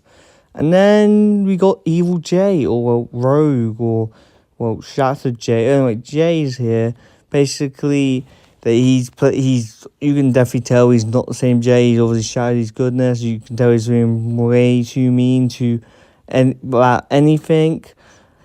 And basically, yeah, he doesn't even want to listen to them and doesn't believe the pictures. Even if they show him pictures, they wouldn't believe it. He wouldn't believe it because the administration had pictures, which is, I don't know how they would have pictures. But then again, I guess you can find pictures of Jay anywhere, realistically. He is a ninja, right? Which then just he tells them that he can get, after them convincing him and obviously offering to pay him to capture Raz and take them to the land of Lee. He obviously takes them to the land of Lee and says they're going to take 3 people to the land of Lee, basically. Which, yeah, I cannot wait to see the land of Lee. I mean, I've already seen it because I've seen the leaks and all that. But I will review it, and Land of Lee is pretty good. I did enjoy it a lot. And Evil Jay, like Rogue, or whatever you want to refer to him as, he's definitely like 100% top 3, if not number 1, best character of this season, in season 3 entirely, in my opinion. Then you got, I forgot his place called, but it's a place with like a bunch of wizards basically there. They can't enter because. And Raz wants to see the magic carp, like some Pokemon. But Raz wants to see the head wizard, I guess. And basically, everyone has turned into Hollow. Hence the name Hollow Ones. That's what they're called when they get their life sucked out of them, I guess. Raz is obviously annoyed and doesn't know what's going on. And then you got Gangalia or something. I forgot her name, but the wizard who made Bonzo basically show up and basically just tell us what happened here and how they were attacked at night time. And then by the end of the episode, they're attacked, It looks to be cut. I honestly haven't seen the leaked episode in a while, so I don't know which was the 3 and 5 attack them, but from the height, it looks to be cut. I can't remember. And then it ends with Gandalia. I don't know if I'm saying her name right. That's how the episode ends. Honestly, a good episode. It has a lot of jam-packed stuff. If I had to give this episode out, I would say it's a good starting episode, to be honest, for the whole thing. So I'll say 10 out of 10. I feel like it's not really bad, this episode, to be honest. I guess saying Pixel leaving is kind of bad, but like I feel like that makes up for it. And they're just leaving to hang out, I guess, and do all the stuff they haven't had to do since the merge, which makes sense. They're doing a day off or week off or whatever. It makes sense realistically, and they also don't know the merge lands are at stake again. So there's that, and all in all, it makes a lot of sense that they will leave. It's just annoying for Zane fans. I'm not like a big Zane fan, but at the same time, I want him to have more screen time because I prefer him sometimes than other ninjas, so that's kind of annoying. But out of all in all, it's a 10 out of 10 episode in my opinion. There's nothing really that you can go wrong with it here. I'll say most of Giant Rising are like over 6 out of 10 episodes. I may be forgetting some, but most of them are 6 out of 6, I think. Okay, without further ado, I'll see you guys next time. And bye. Okay, back to another review. Season 3, Part 2, Episode 2, aka Season 3, Episode 12, Human Resources. This episode has a lot in it, to be honest. A lot of J focuses in this episode between with Raz and Soren and Eren. Episode basically starts off with the Village of Wizards. I forgot the name, by the way, so I'm just going to call it Village of Wizards. Village of Wizards basically being attacked by Kerr, which I thought it was. I forgot who attacked the village, but I had to rewatch this episode for the review. So yeah, it got attacked by Kerr. Kerr basically just ends up draining a bunch of souls, and they can't really fight back because they're invisible most of the time until, Eren's the only one who can actually see them. When he finally realizes is the creatures in the Spectro lands when he was helping Moro fight. Well, Moro's doing most of the fighting. But yeah, he basically looks inside. He's the only one who can basically fight at the moment, if it being all things. Sora ends up, basically being able to... because of Eren getting his blade broken, she picks up the broken piece, puts it in the Sorceress's light, basically lights it up, and they can see everything, all the Spectrogonians around, and basically the Sorceress ends up being hollow too. And that's basically the last time we actually see the actual Sorceress. By actual, you will know later in the later reviews, but as for now, that's the last time we see the actual Sorceress. And of course, Lord Rise's goal is to get to the Underworld, and we haven't seen the Underworld since Season 2? Or Season 1, I don't know. It's been a long time since we have seen the Underworld, and Rise wants to get to the Underworld for his own purposes. Basically, they end up going to the Sorceress's monastery because she lives there. If you guys saw Season 2, she obviously lives in the monastery, and the monastery ends up having a bunch of traps, which is honestly pretty funny seeing Raz actually fall into a trap on the bed. And basically they end up finding the map to the Underworld. But in the episode, we basically see Lord Raz talk to his master and said it will be done. Of course, we don't know what his master is. We don't know what his master says to him. We can only see he's responsible. Maybe in a flashback, we'll see what he's specifically giving orders to. But most people think it's the Soul Strength, which would make sense. He talks about strength a lot, and it would make sense if it's the Soul Strength. But yeah, because Soul Strength is still in the council, but maybe it's a traitor Soul Dragon, we don't know. But yeah, maybe this is all planned by Soul Strength, which I wouldn't be surprised, because I'm pretty sure the Soul Strength hates mortals, and that's why most people come to the conclusion, it being a Soul Dragon of Strength. Now, while we're talking about Jay, Lloyd, and Nia, and Wildfire's team, can I just say, with Jay, his design of his hat and his ponytail actually works so well. This is the bit where made me not completely hate his hairstyle. With his little ponytail, with the rogue hat, it works so great. I did a video when I saw the leaks, how Jay's hair in Season 3 Part 2 looks way much better than it does Season 3 Part 1 ending. and I stand by that because it honestly does. Of course, I want his original hair to return eventually, but as for that now, this hair works for Rogue Jay, you know? I hope his original hair does return. Also, it's not like, this wasn't even written into the script. It was completely the designer's idea, and it works really well with Jay. I do like Jay's Rogue design, all in all. There's a couple like Jay moments in the scene, you could say. There's one where Neil ends up falling on Jay when Wildfire basically ruins their little like thingy because of Wildfire's reckless driving, and Jay pushes Neil off. And then there's a scene where Lloyd basically tells Jay that they're a couple for their undercover mission, and Jay kind of goes, "Buff, that's disgusting," but okay, why not? It's honestly, you can tell Jay at this moment doesn't really care about Nia, but later on they do have more moments, and I'll talk about them when I review those episodes. I just thought this is obviously really nice, and you can tell obviously Jay shouted his goodness when he refers to it. And I really enjoyed those scenes. Now, the only thing I will say about this episode is they do set up the administration, but from what Doc White says, I think other stuff, we won't be knowing more about the administration, and that whole kind of thing won't be touched on at all in Dragon Rising. But yeah, we'll just gloss over that, I guess.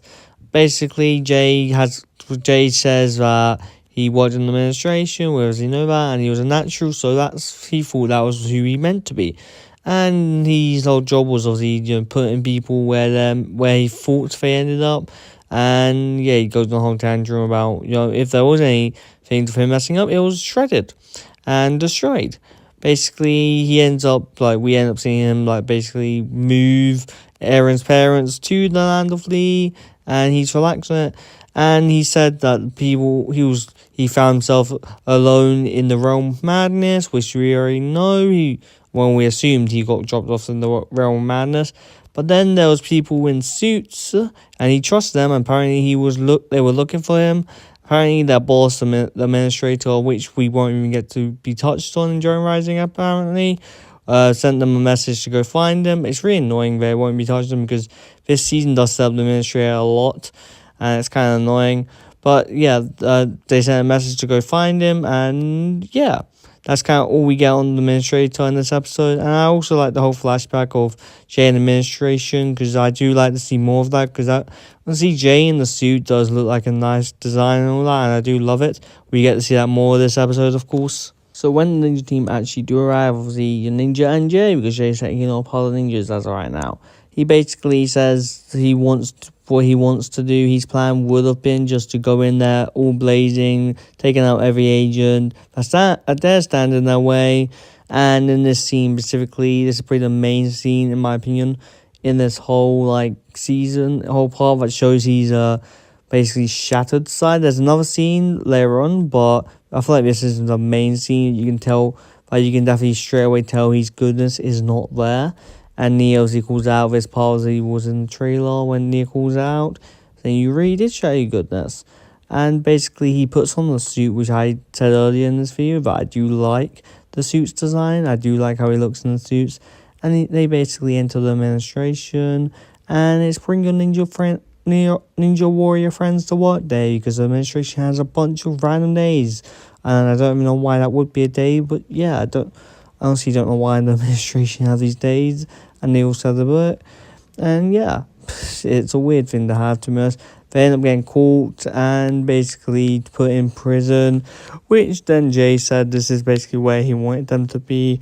And he basically tricked one of the agents to let him go because they made him dance, like Mia dances or whatever, because why not? It's, yeah. I guess Jay would know it because he's obviously, he used to be an agent. Then Jay ends up getting some random guy's gym shorts that they never washed. And the context to this, he basically puts it into the thing where where you normally get the paper thing come out, but this time it is just all stink and basically stinks the whole place up.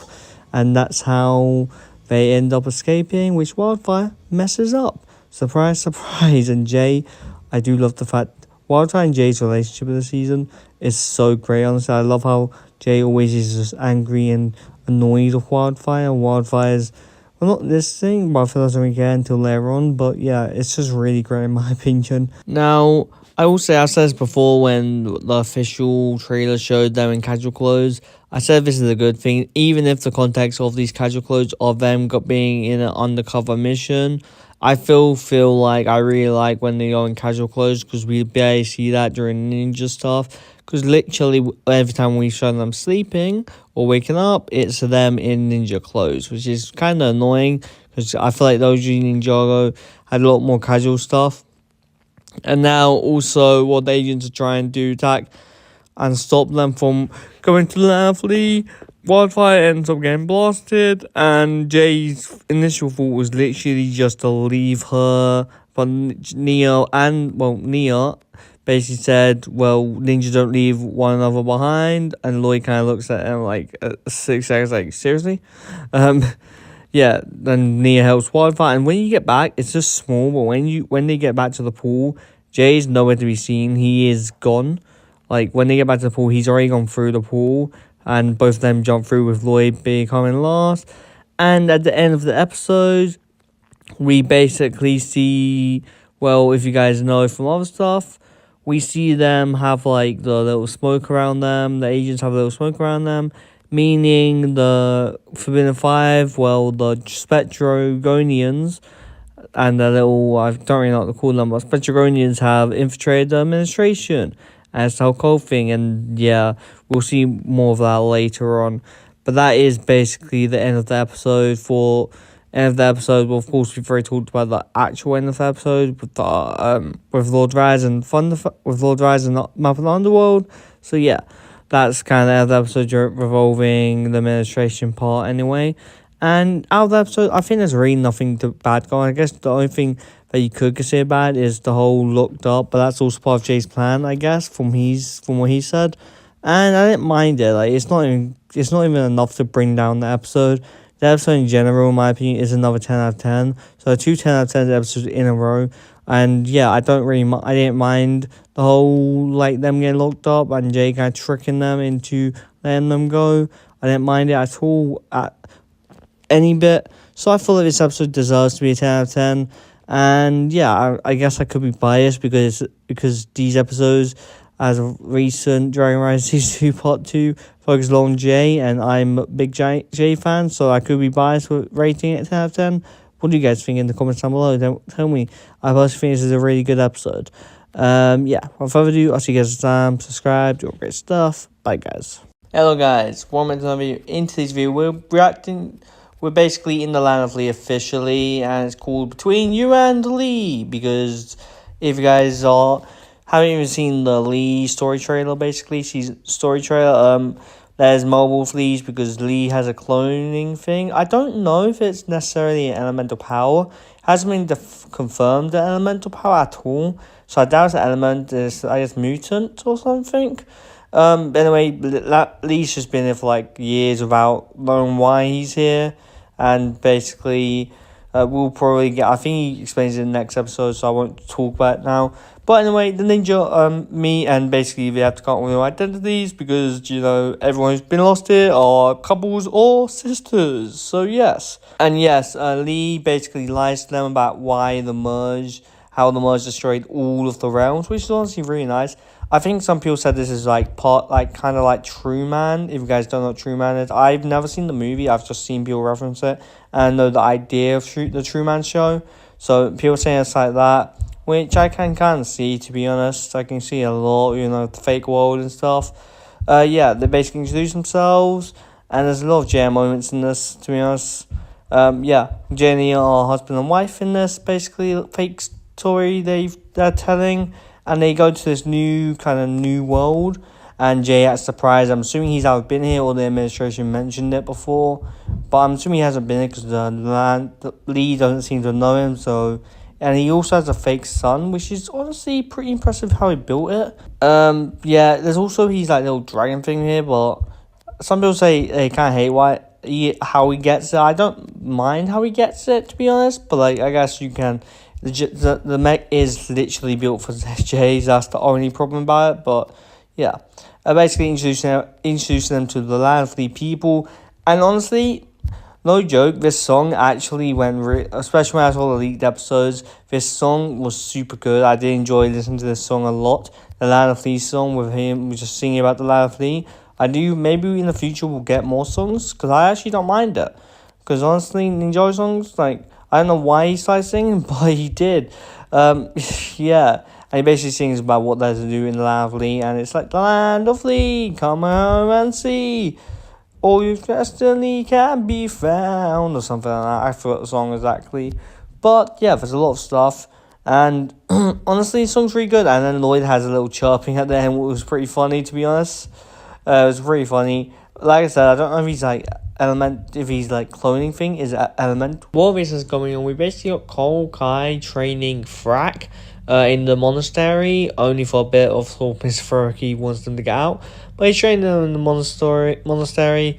We also got Ron 2 training Ryu in the monastery, and that was really good. She ends up training him in the junkyard eventually, but because Mr. Furky kicked him out, that's their part of this episode.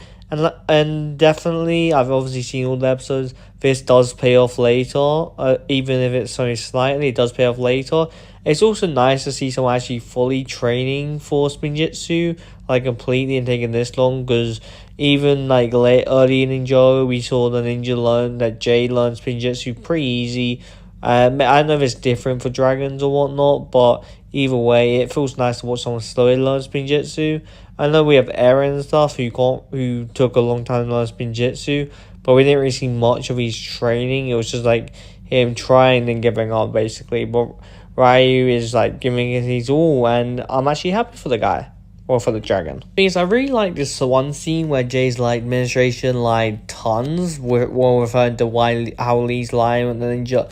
When the ninja are referring to Lee's lying, Jay's like, administration lied even tons or something on the lines of that. And it's really nice, but at the same time, we're not going to learn who the administrator is, which is really annoying. We're not going to learn during Rising. It could be years since we actually find out answer, or we will never find out answer. It's really hard, and it's super annoying for the fact that that's the scene now. And they've set up, I don't know why they decided not to continue with it, even though during Rising is set up. And maybe in season 4 will even be set up even more, which is kind of annoying. But we can't really do anything about that, to be honest.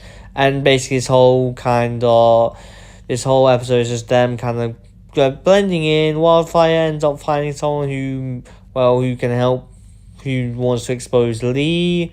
And that person suddenly disappears. Lee gets rid of him, in a way. Honestly, Lee as like a side villain actually is really good in my opinion. I do like him. I think I'm not the only one who would suggest that. And yeah, Lee's definitely pretty crafty and pretty sneaky, even if he puts on a smile, 100%. And then there's this random lady who basically shows up at Lee's house, at the person who's going to give her information house. And of course the ninja follow him. I'm sure that won't lead to anything.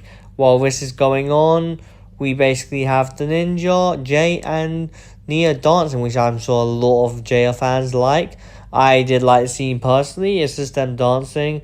And basically, if you guys remember like the Let's Dance short, it's just kind of similar to that Let's Dance short with Jay having the rose in him.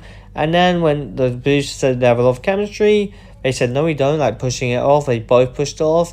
Nia looks hurt and Jay looks like angry, to be honest. If I'm being honest. Okay, back to the mysterious lady. They go to the cage and dun dun dun. It is Lee. Also, they're brainwashing someone. I don't know why the administration did. I guess it's not text, so maybe they didn't pick up on it. Lee's literally crazy here.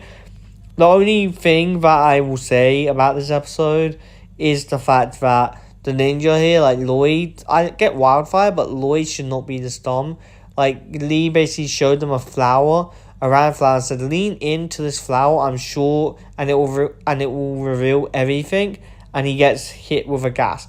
Like, Lloyd's meant to be a ninja, I don't know why that would fool him. He's probably been dumb in the other scenarios, but this is just plain stupid, and even when the leak episodes came out, I'm like, what are you doing? Why did you... it makes Lee more scary for sure with the whole ending, but this is probably the bit that bumps it down for me a bit, because it's really annoying. And the fact that the whole episode is kind of just them like, blending into the town, which is nice, but like as a whole episode, it's not like the best thing. So that's all I have to say about this episode. Overall, I'll give it an 8 out of 10. I was going to give it a 7, but I'm going to go with an 8. 8 out of 10. It's the first non-10 out of 10 episode. I'll say this bumps it down, and it's just not my cup of tea episode because it's just them blending in. There's obviously nice moments in said episode, but overall it's an 8 out of 10 for me. Honestly, all of these episodes so far, like all these 4 episodes, have a lot to talk about, and this one is no different.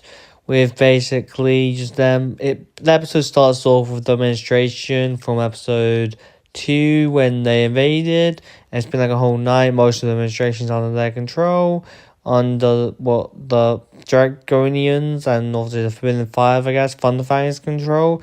They're all hollowed out. And basically, the last of them get taken off by the start of the episode within like the first minute. This episode, it pushes the story forward a lot. The Forbidden Five aren't really a focus in this part, to be honest. If you guys know, right? The Forbidden Five are basically nothing compared to Funfang, to be honest. And yeah, okay, they put the souls into the well, and Funfang laughs. And yeah, his goals, he wants to like dethrone or even join the Source Dragons and all that. Okay, let's talk about Raz, Eren, and Sora basically this whole episode. Then to the underworld with them having to take down this big like giant bone creature. After the end of that, we get to see 2 familiar faces, Cruncher and I can't remember their names. We haven't seen them since like season 2 when they helped Garmadon, I think, right? That's the last time I remember seeing the skeletons, like the normal skeletons of Master of the Mountain. Basically, yeah. And Lord Rise wants to know where the forge is, because he wants to make dragon icons, which is what his hammer is as an icon. Everyone knows that. I think his hammer's the icon strength, which is why a lot of people think he's masters the source strength. We'll have to find out in the future in season 4, I guess, because it's definitely not revealed this season. All in all, he wants to sacrifice Sora, and finally, this is where the evil Eren arc kind of gets rid of, because honestly I've hated the evil Eren arc. I think it's kind of annoying to see Eren like this, and it's also so easy to tell that Raz is manipulating him. And yeah, Eren stands up to Raz to have a big cool fight.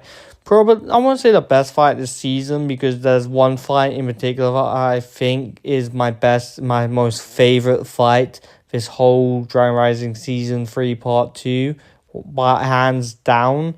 They end up escaping from the underworld with Raz still thinking his parents are dead, and that's something that no one should go through.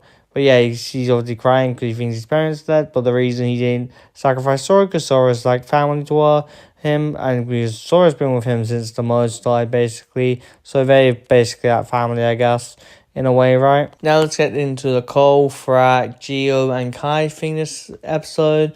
Cole obviously went to the land of lost things to basically, train Frack, and Frack does a lot of decent training.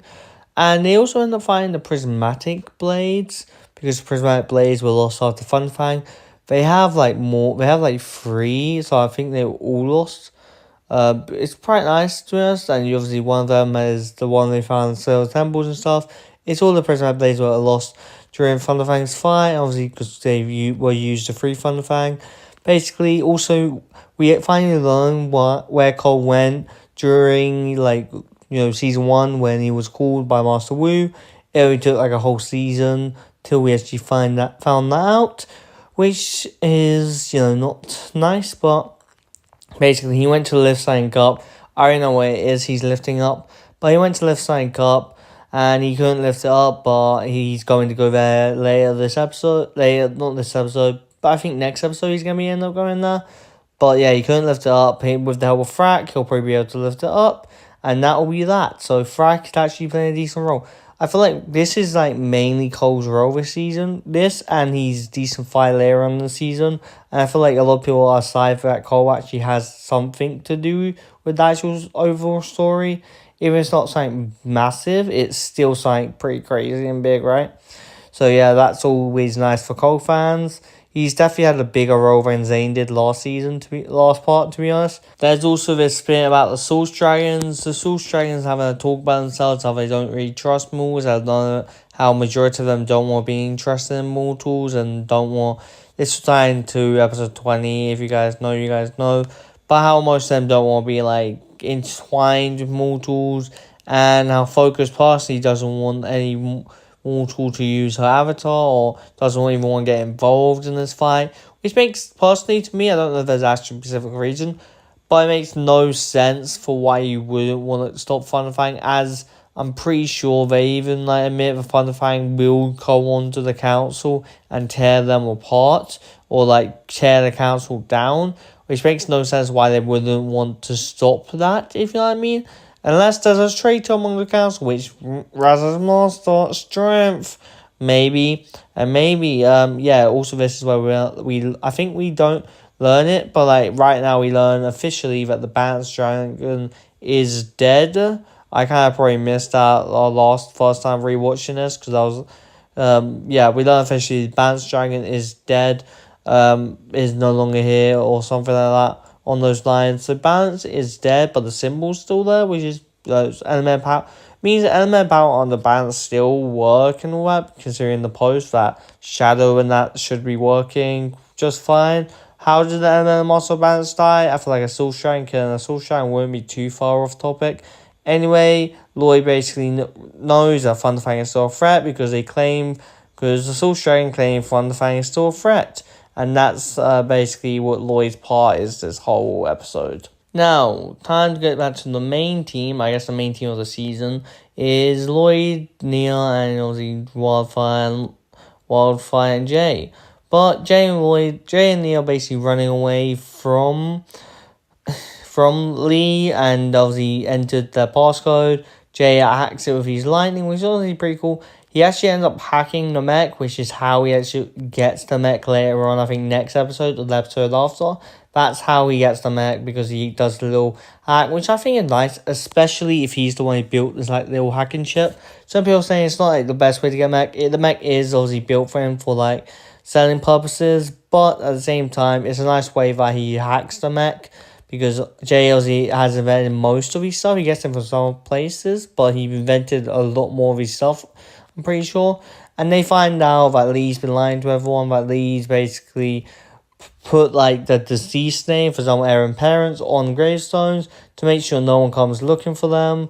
And that is, why last season Aaron thought his parents were dead. Last part, Aaron thought his parents were dead. Because Lee tricked him. Yeah, I don't know how... I don't know how, I guess you wouldn't realize that the whole underground there's a whole city underground in this place, but while that was happening, there was a whole city underground. So, yes. And basically, Lee just chases them. Jay was about to kill one of the Lees, but Lee gets in the way. Would be fun to see what happened, huh? If he overstepped the boundaries. Maybe he's actually killed people before while he was rogue. I don't actually know. But yeah, they end up finding Aaron's parents near the end of the episode, and they look surprised. Yeah, and that's basically that. Yeah, I do like the fact that they found Aaron's parents pretty early on. It's not a whole thing. Some people might find it's annoying that Aaron's parents are here. Also, I feel like something bad might happen to Aaron's parents eventually in a later thing, because anything can really happen, which could not be bad. I hope they don't end up killing his parents off, or in some way, or using them as leverage against Aaron or something.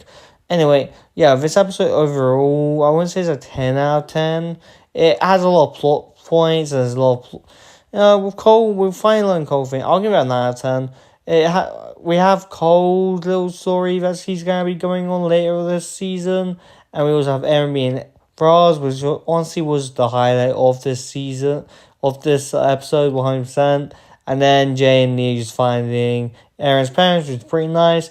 All in all, I feel like it deserves a 9 out of 10. Not 10 out of 10, because it's definitely not near the other two episodes, in my opinion. But 9 out of 10 does suit it, in my opinion. So without further ado, I'll see you guys next time. Subscribe. Season 3, episode 15, The Screaming Earth. Basically, I'll talk about Cole's plot first. He obviously is trying to lift something up because it's obviously what Master Wu's ghost does. It eventually succeeds with Kai's and Frack's help. This is also where his journey in season 1, when Master Wu's ghost called out for him, was leading to. And it ends up being a dead Source Dragon, which I'm almost certain is Balance, because Balance is the only deceased Source Dragon we know of, unless there's one that's not a part of the Source Dragon Council, I guess. But I'm almost certain this is the Balance Source Dragon. I don't know how he died. My guess is maybe the Strength Dragon, if the Strength Dragon is Raz's master, killed him somehow without the other Source Dragon's knowledge. But I don't know. I'm assuming it probably happened after the merger, and it might be decided to why Wu is a ghost. But yeah, that's kind of Cole's plot. And this is probably one of the main things he has this season, which is honestly pretty good. I do like how Cole's getting a decent bit of focus, even if it's not as much as Jay and Nia and Lloyd's team. But either way, I still enjoy it. And now with Cole, Nia, and then Aaron's parents, I feel like they have a lot of in common. I do like the fact that Cole and Barry have like their own time alone together. They mention a bunch of stuff from, for example, Jay's game show. He wanted to forget in season 8. He wanted to forget that when he was finding Master Wu. But also, it's obviously from season 4, the first episode, when he hosted the game show. I don't know if it's been clarified how long he hosted that game show for. But yeah, and he also mentions Superstar Rockin' Jay when Jay gets stuck in the game. I don't know how Aaron knows of that or what, but yeah, it's really nice to hear some little things. And I do like how in common they have together. There's one thing in this episode I'll say that I really like is when Aaron's mum, I forgot her name, but Aaron's mum basically tells Nia that maybe Jay's mind doesn't remember her, but his heart does. And I thought that was a really good bonding thing for them to actually bond over. Because honestly, I didn't think Aaron's parents would have too much character stuff. But I'm happy they do. Because it's nice that Aaron's mom's basically comforting Nia and all. I really enjoy that. Now with Lee, the episode basically is Jay. Jay didn't want to help others, but he ends up doing it anyway because Lee gets in his way. And you can see certain goodness in him. And I do like, there's definitely some moments you can probably pause with Jay looking sad and the thingy, especially when Aaron's parents end up crying, realizing he's alive. There's a sort of scene where he looks kind of sad and stuff. I do enjoy that a lot. And then Aaron ends up seeing Sora. Sora and Aaron basically go into the land of Lee and sees their parents alive. Also, this is where Jay ends up getting his mech. I don't really care about the mech too much. It's cool, but it's not part of the story. Anyway, he ends up getting his mech. And Aaron and Sora ends up seeing his parents, and they end up helping him. And then there's this little thing between Sora and one of the Lees. Basically, Lee telling him what happened. Yeah, I do really like the whole reason of why Lee's doing this. Of course, he had the whole land of Lee to himself, which is honestly a really interesting thing, because I don't know why the land of Lee was created with just one person. And like I said, I also don't know what his powers are meant to be, because it's not an element, I don't think. But all in all, also we get to see what the merge looked like from his perspective. And honestly, it's really nice. He also didn't know of any other lands other than the land of Lee. And then he ends up meeting some random person, and his first actual friend. He ended up enjoying it. Then his first friend ended up leaving. And he basically didn't want any friends to leave again. So he basically tricked the administration to dropping off people at the land of Lee so he can have all the friends to themselves. And yeah, at the end of the episode, he basically does calm down all the other Lees and tells them that we shouldn't be lying and all that. And then it's kind of cut short because, well, I don't know how, but they end up using the administration portals and basically showing up at the land of Lee, and they end up corrupting one Lee, which, well, basically sucking the soul out of one Lee, and all the other Lees end up turning into a mindless zombie, which is honestly more scary than Lee's also been the whole thing, because imagine multiple zombies that look alike just coming at you, like, thingy, that kind of look alike is walking towards you. Yeah, that's probably the most scariest Lee been, just like mindlessly. And he was also actually already trying to change, and then he ends up getting thingy dry. happy that they're not going to stay on the lead that long. But at the same time, this is definitely really scary. I don't really find any fault with this episode at all. I feel like it's a great episode. And it deserves to be great. Because there's really nothing I can really fault with this episode. Cole's whole plot was really nice. With Nia, Jay in this episode was pretty nice. Lee's backstory was really great. I do like his motivation for keeping people, even if it's still really creepy on the reason he kept people. But regardless, I really like his whole backstory. And then obviously touch it off, Lee getting basically his soul drained from him, because all of Lee's, I'm pretty sure, share the same soul inside, because they're not really clones. But because clones don't really share the same soul, I would say. Only there's like one main body, but they all share the same body. So yeah, I really like that. And also at the end, it just ends off with him being even more scary than he's already been throughout the whole Dragon Rising. And I did really enjoy that. Okay, so I feel like it deserves a 10 out of 10, 100%. In my opinion, of course. You can see it's maybe one of your least favorite episodes. I don't know. But I really do like Leanne. I hope we see him again in the future. I don't really know if we will. But if we see him in the future again, I'll be really happy. But yeah, without further ado, I'll see you guys next time. Subscribe. All great stuff. Bye, guys. Okay, I'm trying to get these episodes out as quick as I can, by the way, but we have episode 16 here, so 4 more episodes after this, and I've been getting them out quite a lot. Normally it takes me like 2, 3, 4 days to get these episodes out all out, because I record them after I watch the episodes, but because I've already watched them because of the leaks, and of course I'm watching them to get the new footage, and all that, I'm rewatching them just because to support the actual show, but it does take a while regardless to get out. Anyway, at the beginning of this episode, we basically see Roz forge one of the new Source Dragon icons, and we don't know who he's ended up sacrificing in there. It could be just no one important. It could be one of the Knuckle and the 2 familiar skeletons we know and love, but it could be them. But I don't think it has been a living person, and hence the word sacrifice. Yeah, and then he obviously talks to his master. I hope we do get a flashback of who he sacrifices. If it's not that important, then fair. But I do want like an actual flashback on who he ends up sacrificing. If not, I do want like an actual Dog Wire to respond to it. If it's not even relevant to the show and he responds, that will be all great. I'll probably make a separate video if he doesn't respond by the time I get my reviews out, of course, because someone has asked him on Blue Sky, I'm pretty sure, but he hasn't responded as recording this review. So yeah, if he doesn't respond by the time I get my reviews out, I'll make my own video referring. It could be someone we know. If it's a favorite fan character, then yes, it'll probably be in a flashback. If it's not, then yeah. Yeah, and then he gets obviously in a fight between people because he's no more meant to forge, and that's basically Raz's bit this time.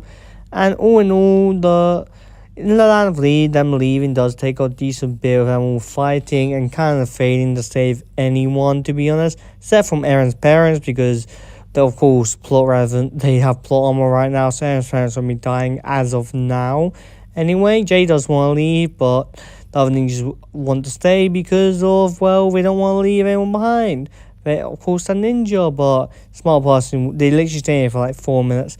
All in all, the bounty scenes aren't that bad. I do like them all catching up together in the bounty. I feel like that's really nice. Aaron basically tells his parents what's happened to him ever since the merge and all that stuff. And Wildfire's driving the bounty again. She looks like she's driving it actually pretty alright right now. So yeah, everyone ends up crying because his parents he reunites with his parents finally, and hopefully nothing bad happens to his parents. But with how Dragon Rising wants to treat Eren, it's likely that his parents might die or be captured by Roz, because his parents were at the monastery, and for their episodes you will know what I mean by that. He ends up sending his parents away, but also the balance scenes, I really do enjoy them. Like, there's a lot of scenes of them just talking, catching up. I even like the scene where basically Aaron's like, thank you, Lloyd, for saving my parents, and Jay's like, it was me, and then Wildfire basically drives the ship bad to hit him on his head. I did like that scene a lot when I first watched it because of the leaks. It was very funny, to be honest.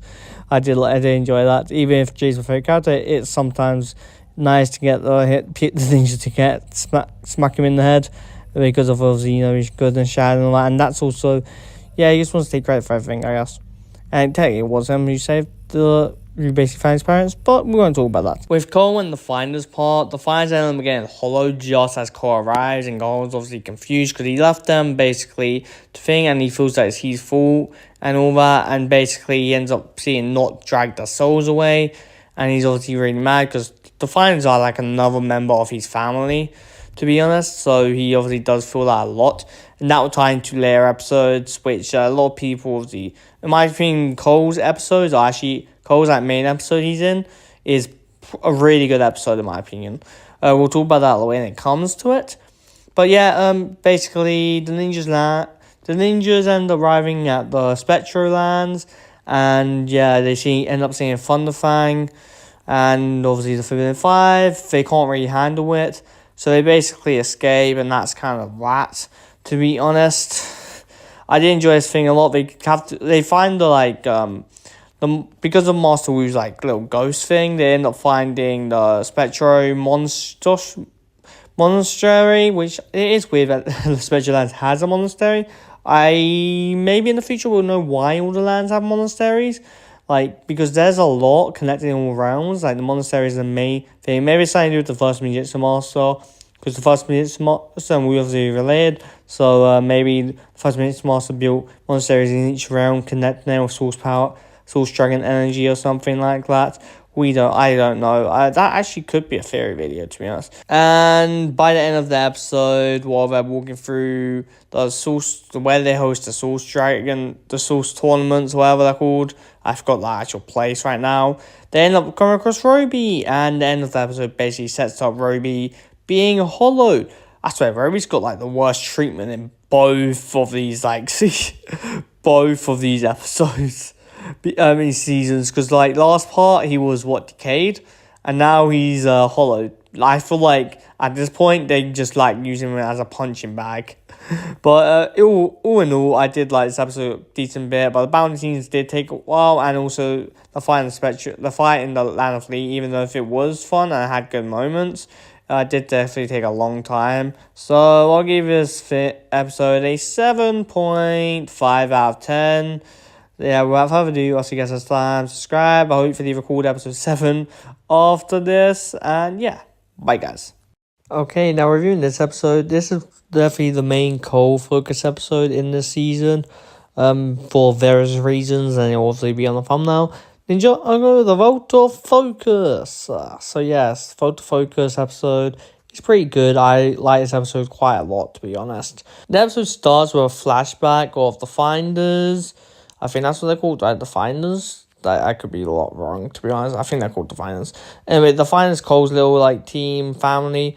It also seems like Fritz, I think his name is, the bird. Bird from the Netherrealm, I'm pretty sure, is scared of the Yay. Also, kind of weird because Cole's friend with, like, Craig, from the Netherrealm, which I did enjoy. But I'm hoping in the future we get some more development for the Finders. If Cole gets more focus, that probably would be the case with Cole focus episodes, I'm assuming. And basically he ends up at Imperium because he followed Noct, and Imperiums are getting their souls drained left, right, and center. There's this one guy you can see that Imperiums see the Dragonians, Special Dragonians with his glasses, and then the whole plot of this episode for them is basically them getting a new sword to obviously be able to fight back against Noct and the Dragonians. And I did like the whole thing of Kai and Cole, with Cole not listening to Kai, saying he's not his teacher. The Finders are like a family to him, and basically brushing it off. It doesn't seem like a Cole thing to do. Cole's more level-headed than this, to be honest, in majority of scenarios, I would say. But at the same time, Cole is taking revenge against Noct for, draining his family's souls. So I can understand it. I did like that scene quite a lot, because normally it's Kai's kind of thing to do. He does mention that, like Kai's the hot-headed one. But I did like the fact that Cole can actually lose his temper like that. It makes it more thingy. The whole scene of them basically making the new blades in episode 7 of part 2 is kind of crazy. Like, we've had this whole thing with them not being able to fight back against Dragonians, and now they've got new blades because Imperium. The new blades look alright, to be honest. I do like the look of the new blades. So Frack and Kai got new blades to fight Noct, and look at it, when Kai gets back, Cole gets hollowed. And if I'm being honest, a lot of people, especially when this episode got leaked online, they're like, oh, I'm scared for Cole. Is he actually going to die? I'm like, they wouldn't kill off Cole. They've done so much fake out deaths. And because of how much people got hollowed in this, unless it's like a great effect or something, and they don't end up stopping Thunderfang, or stopping Thunderfang don't solve it, then yes, I would be scared. But at the same time, knowing Ninjago, stopping Thunderfang would solve the hollow situation. So Cole being hollowed for now is, well, the hollowing is kind of sad to see. I did get sad. Actually, was quite sad seeing Cole get hollowed. But Kai defends Not. Kai basically beats off Not and saves Imperium for now, but Cole's obviously still hollow. That's the Cole bit of the season of this episode, and I did enjoy it quite a bit. This is definitely the main. I feel like a lot of Cole fans are really happy. Cole got more focused this part than Zane did last part, in my opinion. Zane had basically a whole episode to himself. Cole gets a whole episode and more with other parts, basically talking about this episode and his old journey which he was on.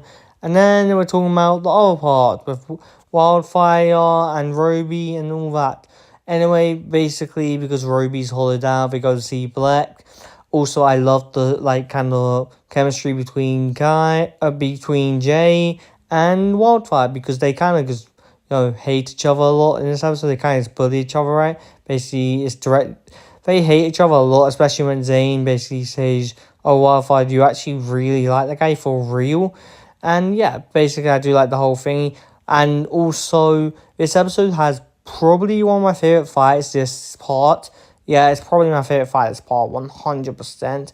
Is them fighting against the bots of the temple, the robot security bots and all that. Them fighting against them was actually so fun. It was Jay causing it because Jay wasn't patient. And that whole fight scene was very fun till Wildfire got control of them. And this is probably where the episode took a turn for the worse, in my opinion.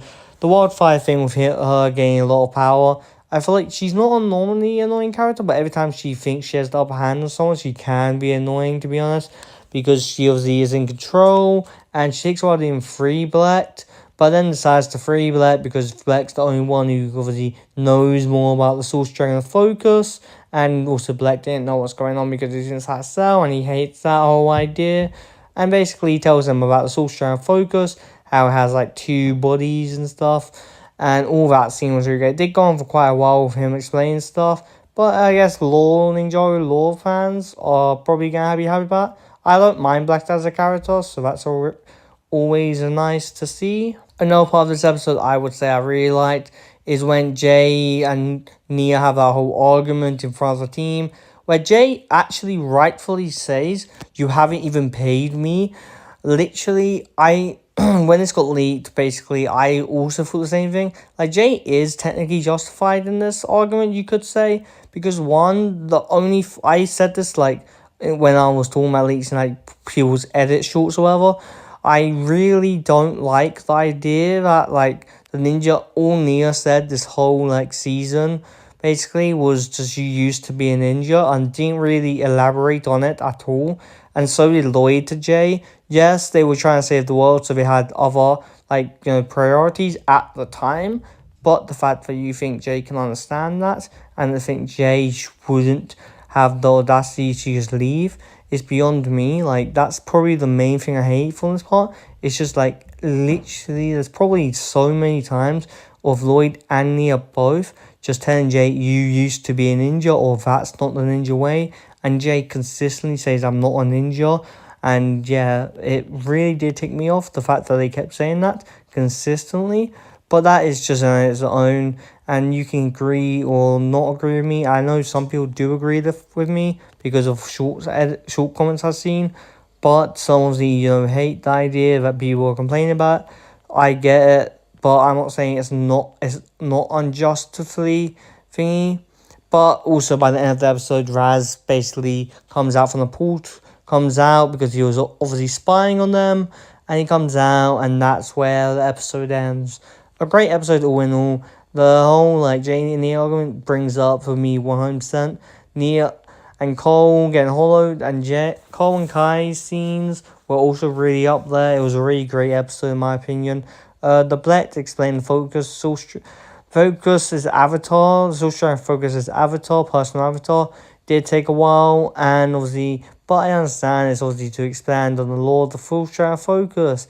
Also, it's also nice to give Black a bit more screen time, I guess. Don't know if he'll get more screen time in the future. I guess we will have to see. I don't mind him as a character, so there's that.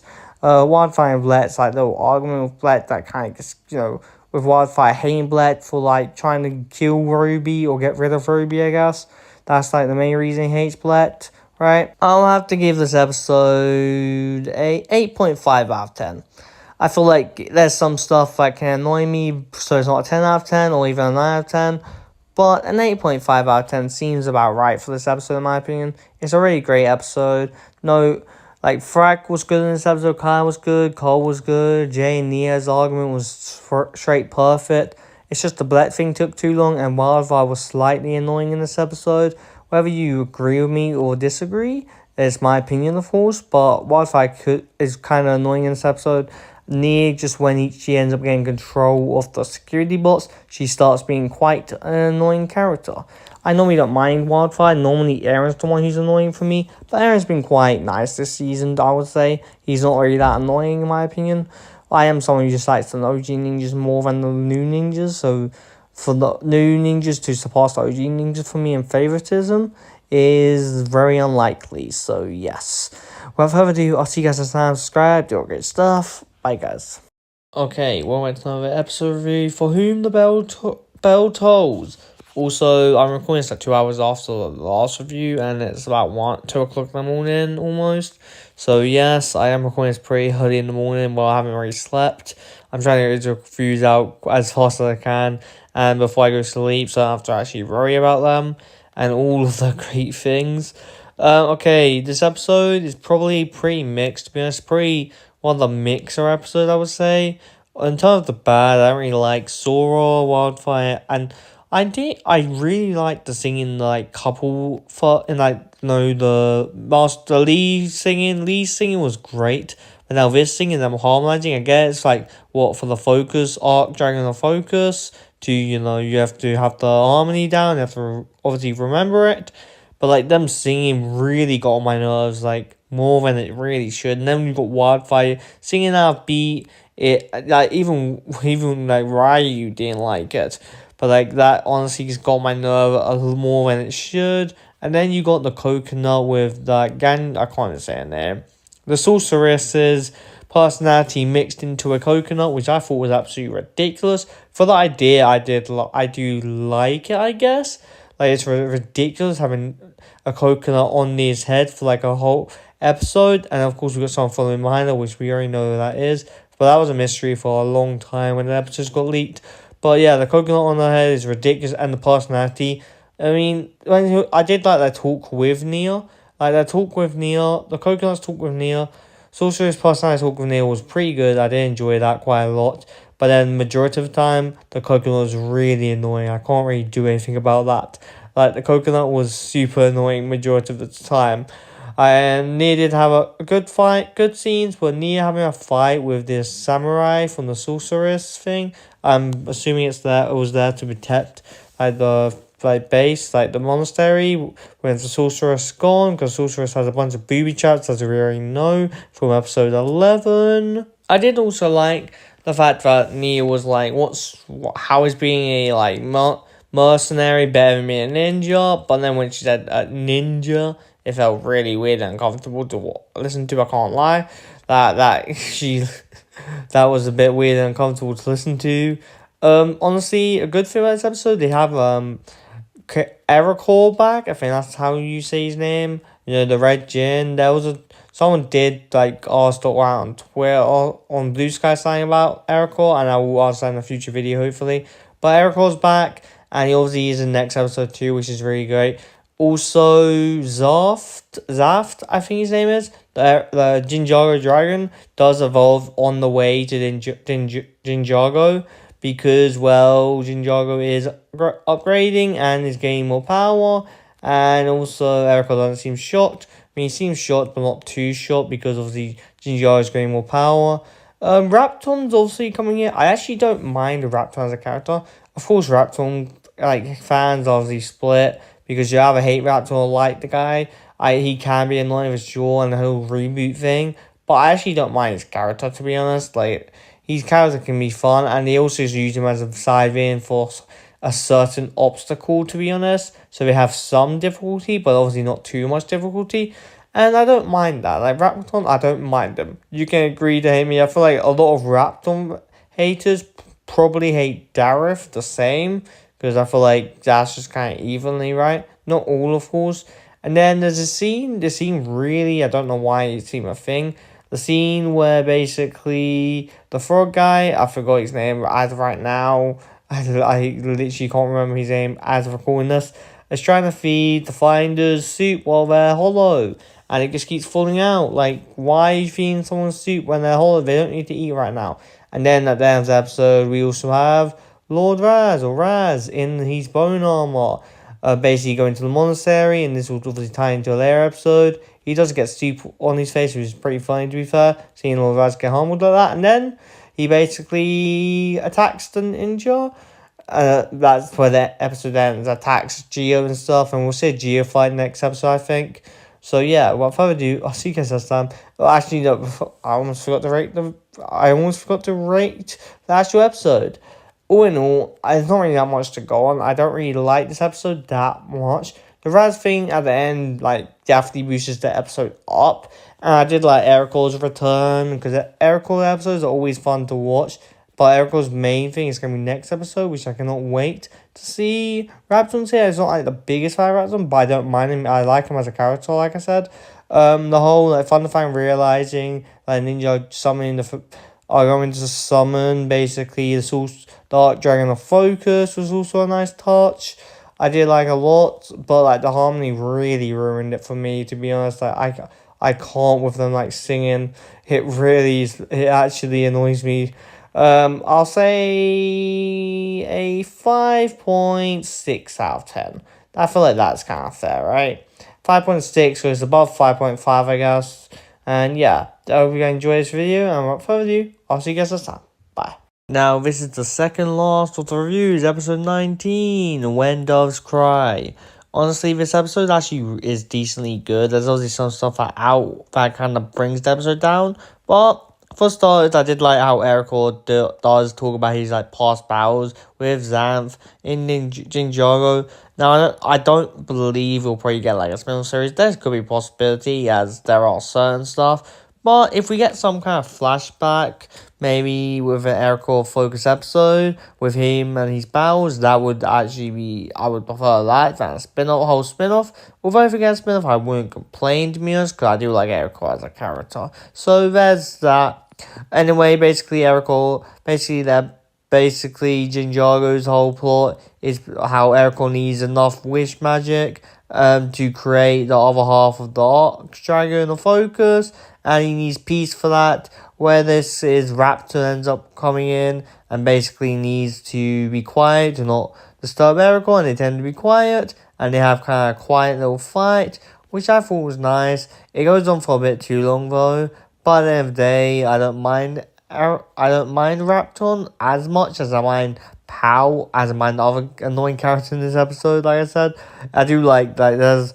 Them being quiet is quite funny, to be fair, but it does go on for like a decent bit. It's just like to buy time, in my opinion. And then you got Neon, Kai, and Powerlift, the big blue monster that they keep trying to push, which is honestly probably my least favorite character of Dragon Rising. Like, I just can't like the guy. It may be in a future episode or future season they bring him back and he makes him likable. Yeah, but his whole personality is like smash, I'm strong and stuff. It's just not funny, in my opinion. I just can't like the guy at all. And Raptor basically leaves with nothing. Literally leaves with a box, that's all. And then they end up tricking Powerlift and goes into the water fountain. Also, there was a whole conversation between Powerlift and the Sorceress, which was honestly just stupid, in my opinion. So most likely Powerlift will return in some way if it's related to the Sorceress, which I'm not looking forward to, but so on. There was a nice fight between the Forbidden Five, Spectronian Forbidden Five, and Lloyd and Aaron, well, the Spectronians. I did enjoy that quite a bit. I would say the main focus fight in this episode is definitely Lord Raz. Now, I'm not the biggest fan of Raz as a character in general, but I am starting to like him more this season, 100%. Him basically, Miss Frohiki does try to stop him, but obviously is utterly defeated immediately. Geo actually does put up a decent bit of a fight and ends up even taking his hammer and hitting him. And seeing how much weight that hammer is, that's obviously a Source Dragon icon and all that. So it does have some probably energy into it, which means it can think that as Source Dragon of Strength's icon, I'm pretty sure. So that's obviously why it hits that hard.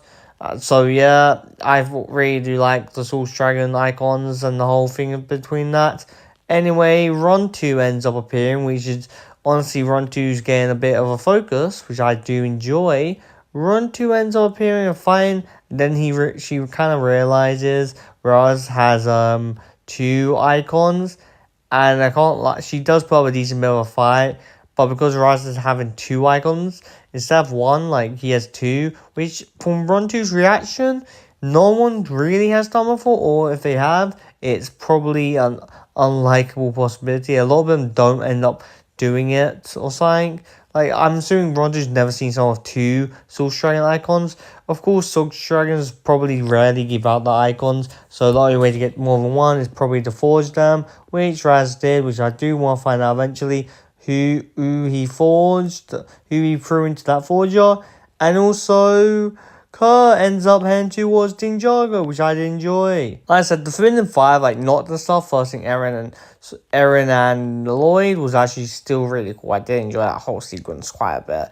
Because honestly, the Forbidden Five didn't have too much focus. It's pretty the main focus they had in fighting this part, which I'm kind of annoyed about because I actually do like most of the Forbidden Five's character. I do like them a lot, but what can you do? I did like the idea of them awakening the dragon with song. It's a unique way. Well, not unique, to be fair. A lot of shows do this. In harmony with the. You have to focus to have a harmony, I guess. It makes realistically sense. I do like how Nia's part, they kind of all turn to birds because of the sorceress's magic, or the land the sorceress lives on. I forgot what it's called. But it all turns to bird, and Kai's kind of feeding the Gia's wafers to said birds to obviously get them to sing. And at the end of the day, Wildfire is the one who completes Sora and Thrax's part after they failed. And then with the wafers, they end up singing, creating the Source Dragon to finally Source Dragon focus to awaken, which was honestly pretty cool. I did enjoy that whole sequence.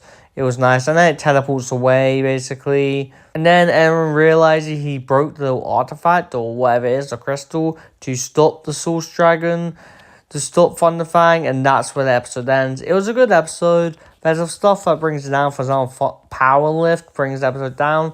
Rapton's whole fight does bring the episode down. It does go on for way too long. And if it was a short fight, 2 minutes fight, I would think it definitely goes on for 2 minutes. Because it obviously cuts between Powerlift and Rapton, which makes it even worse, to be honest.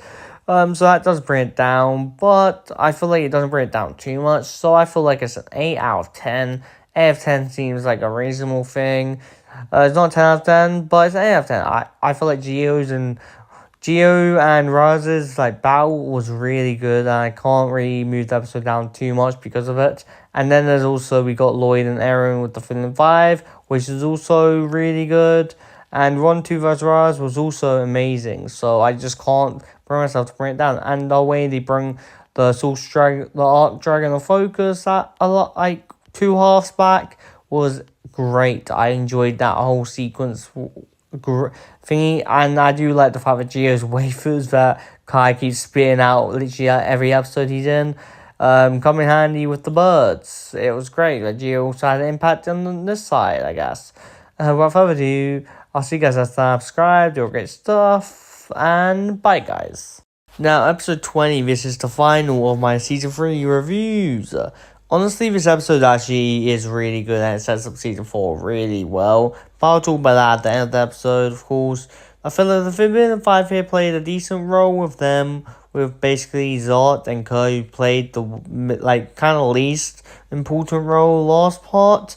having to fight the two ninja teams. For example, Kai and Nia fight Zart, which Zart isn't actually a comic relief character. Last part, I will say he was like realistically outnumbered completely. So I understand how he was completely beaten. Like picks when that came round, Lloyd and him were fighting. He did seem like they were kind of evenly matched. Of course, Lloyd did beat him, like in general, but there was an actual fight going on there. And, just here, he's actually shows how powerful he is and how much of a menace he can be.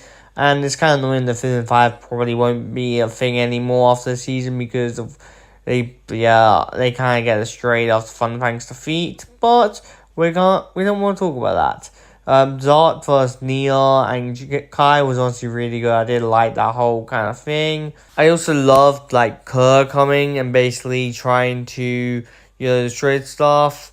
He was a decent threat to that, and he actually ended up making Ryu do spin jitsu, which is honestly really good because Ryu was training his whole part to do spin jitsu, of course, and the fact that it worked is really amazing. I hope it's not just a one-off thing, and he hasn't perfected it, and he can actually do spin jitsu now. Probably can do spin jitsu. So I really enjoy that. It's the first time we see a dragon actually trained to do spin jitsu. Of course, we've seen dragons do spin jitsu. And Eren, to fix his mistake of breaking the little artifact or summoning thing that they used to summon the Arc Dragon of Focus, he puts his Ojat Spinjitzu inside of it and basically uses that to summon the Arc Dragon of Focus. And plot twist, when they summon him, there was a leak that Eren's eyes were glowing green or yellow, whatever you want to call this. And basically, it's because he's viewing the Arc Dragon of Focus. Honestly, I did enjoy this. I feel like you don't necessarily need them to be controlling the Arc Dragon Focus, but at the same time, I'm not gonna say I hate it because them controlling the Arc Dragon Focus is really nice. Also, from everyone else's point of view, from when the Arc Dragon Focus was sleeping, they get to see the kind of battle between Thunderfang and the Arc Dragon Focus, and they're obviously cheering it on while fighting for their lives. Honestly, I thought that was like a key detail video point out in the actual show, of course, but I thought like it was just nice to have it played in the background while we actually. You can probably see some stuff you missed from the actual fight if you just watched the thing. I have no idea, I'm not going to bother going through all of that. But like I said, I did like the Villain 5 in this episode. It's probably the main bit I feel like it had any actual relevance in general with them actually having a full-on fight and not just them sucking souls out of people's bodies and giving it to Thunderfang. But Thunderfang vs. Arc Dragon Focus, it takes a while for Eren and Lloyd to get to like focus together until Lloyd decides to follow Eren's lead and they end up kind of matching each other's tone. And yeah. While that's going on, we basically get the return of Jay, and Jay basically beats Zart, he does say, Zart, you're my most hated or least favorite person, but I'm pretty sure Zart and Jay haven't really technically met. I've never seen them on screen together, but, I'm gonna leave that. He ends up beating Zart, which honestly, that fight was actually pretty cool. I did like that, especially when he punches the camera from our point of view. Yeah, punches Zart, which was very nice. And then when he went to Nia to see if she was okay, it was really nice and touching. And then he basically said, being with you makes me not want to be a terrible person, which I thought was pretty nice. I did enjoy that kind of scene. I am honestly probably just biased because I like Jay in general. He's my favourite character of Ninjago, my favourite ninja. So I definitely am biased when it comes to Jay. I will admit that. I feel like anyone will be biased when it comes to that favourite ninja unless it's like completely unjustified. But yeah, and then there's also a scene of Kai and Jay where Kai basically calls him out where Kai basically says he used to say he was the worst ninja, which to be fair, I will say a lot of people actually think, like in general, as fandom, think Jay's the worst performing ninja and the weakest ninja. That's just a fandom in general thinking it. Obviously when they power scale the ninjas. So I don't think he's mentioning that, but it does sound like something Kai would just say behind that back, to be honest. Now, I really can't see anything bad this episode because when they did everything in Thunderfang, everything goes back to normal. But the Arc Dragon Focus basically ends up warning them that their masters or their master will not see it that way, their creator will not see it that way, or probably not see it that way, because obviously the Source Dragons don't want to help the mortals or don't want to help them without their consent, and they use the Source Dragon Focus's conduit on actual guardian or whatever you want to call it, monarch, without Avatar, I think it's called actually, without their knowledge. So the elemental powers end up working out for every elemental in the merged lands. Elemental powers are going to be acting up this whole season. Well, 3 elemental powers left, which I will call this out. Jay's powers left, energy and emotion and flow are left. They're the 3 Source Dragon powers that are left. So I don't know if that's going to mean anything because Kai, Jay and Nia are all together. So I will talk about it in a future video. But from what they're saying, it says all Source Dragons in the merged lands will be, all Source elemental powers in the merged lands will be acting up. So their powers will act up. I don't know if this will mean anything. I'm going to talk about this in a future video because I feel like it's worth talking about, considering Jay, Kai, and Nia are all next to each other. Maybe the powers act up less or something, or maybe they get aid from their Source Dragons. I have no idea, but they're all in kind of merged lands, so you have, when they try to return home, they're basically in new realms they didn't want to end up with Lloyd basically at a green place, Wildfire, Frack and Soul, and Ryo, which will be a great team for the whole Ninjago Dragon Rising Season 4. I really like for the team because these 3 make a good chemistry, and it's nice to see them have a whole journey together, to be honest. They're in kind of some kind of wasteland, it looks kind of like there's literally nothing here. It looks like it's been destroyed somewhere or something used to be here. And I don't know what this one will be.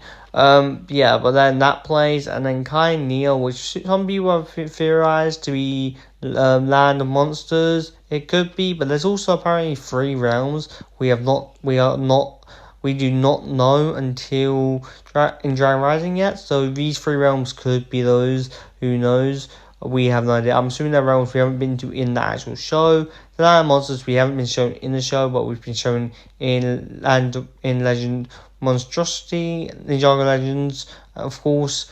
So I would love to see Ninjago Monsters in this show, and it would make sense if this is where Kai's vision comes into play, which I will probably make another video on, because we still don't know what Kai's vision is, so there's a lot of stuff to make videos on. I do like the whole ending with Raz actually capturing Wu. I don't know what he's planning, but he basically ends it off with saying everyone in the merged lands is trapped, and considering he's at the temple and stuff, I don't know what he's going to do to Ruby and stuff. I know some people probably don't care, but that could greatly affect Wildfire and all that.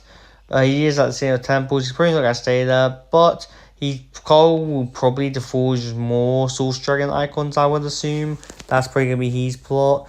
I don't know if Season 3 Part 1, if they'll end up reuniting, or if they're going to be split for the whole Season 4 Part 1.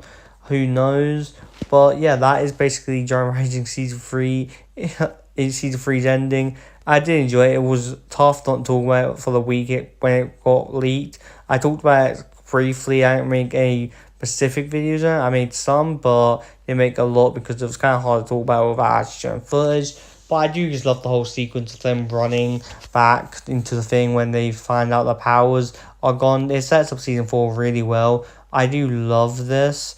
It probably would have been great if the Sorceress went with Jay, Kai, and Nia, because they would have been able to get back. But that's nothing we can do about that. I do love the fact that Kai, Jay, and Nia on team, because that's the original team. But Kai and Nia both went to try and look for Jay, and that's what they said in Season 2. So I really like the fact that they're on the team with Jay. And Wildfire, Sora, and Vrack on the team are great, and he has the prismatic blade and all that. That's great. Lloyd and Aaron having some bonding time. They're the only duo, I guess. And with Cole and Zane, I feel like Cole might have a decent focus into Season 4. I'm pretty sure Zane might also have a decent focus. So with these all split up, Zane and Cole might have actually a decent focus in Season 4. We can only wait and see though. So without further ado, I'll see you guys next time. Subscribe, do all great stuff. And bye, guys.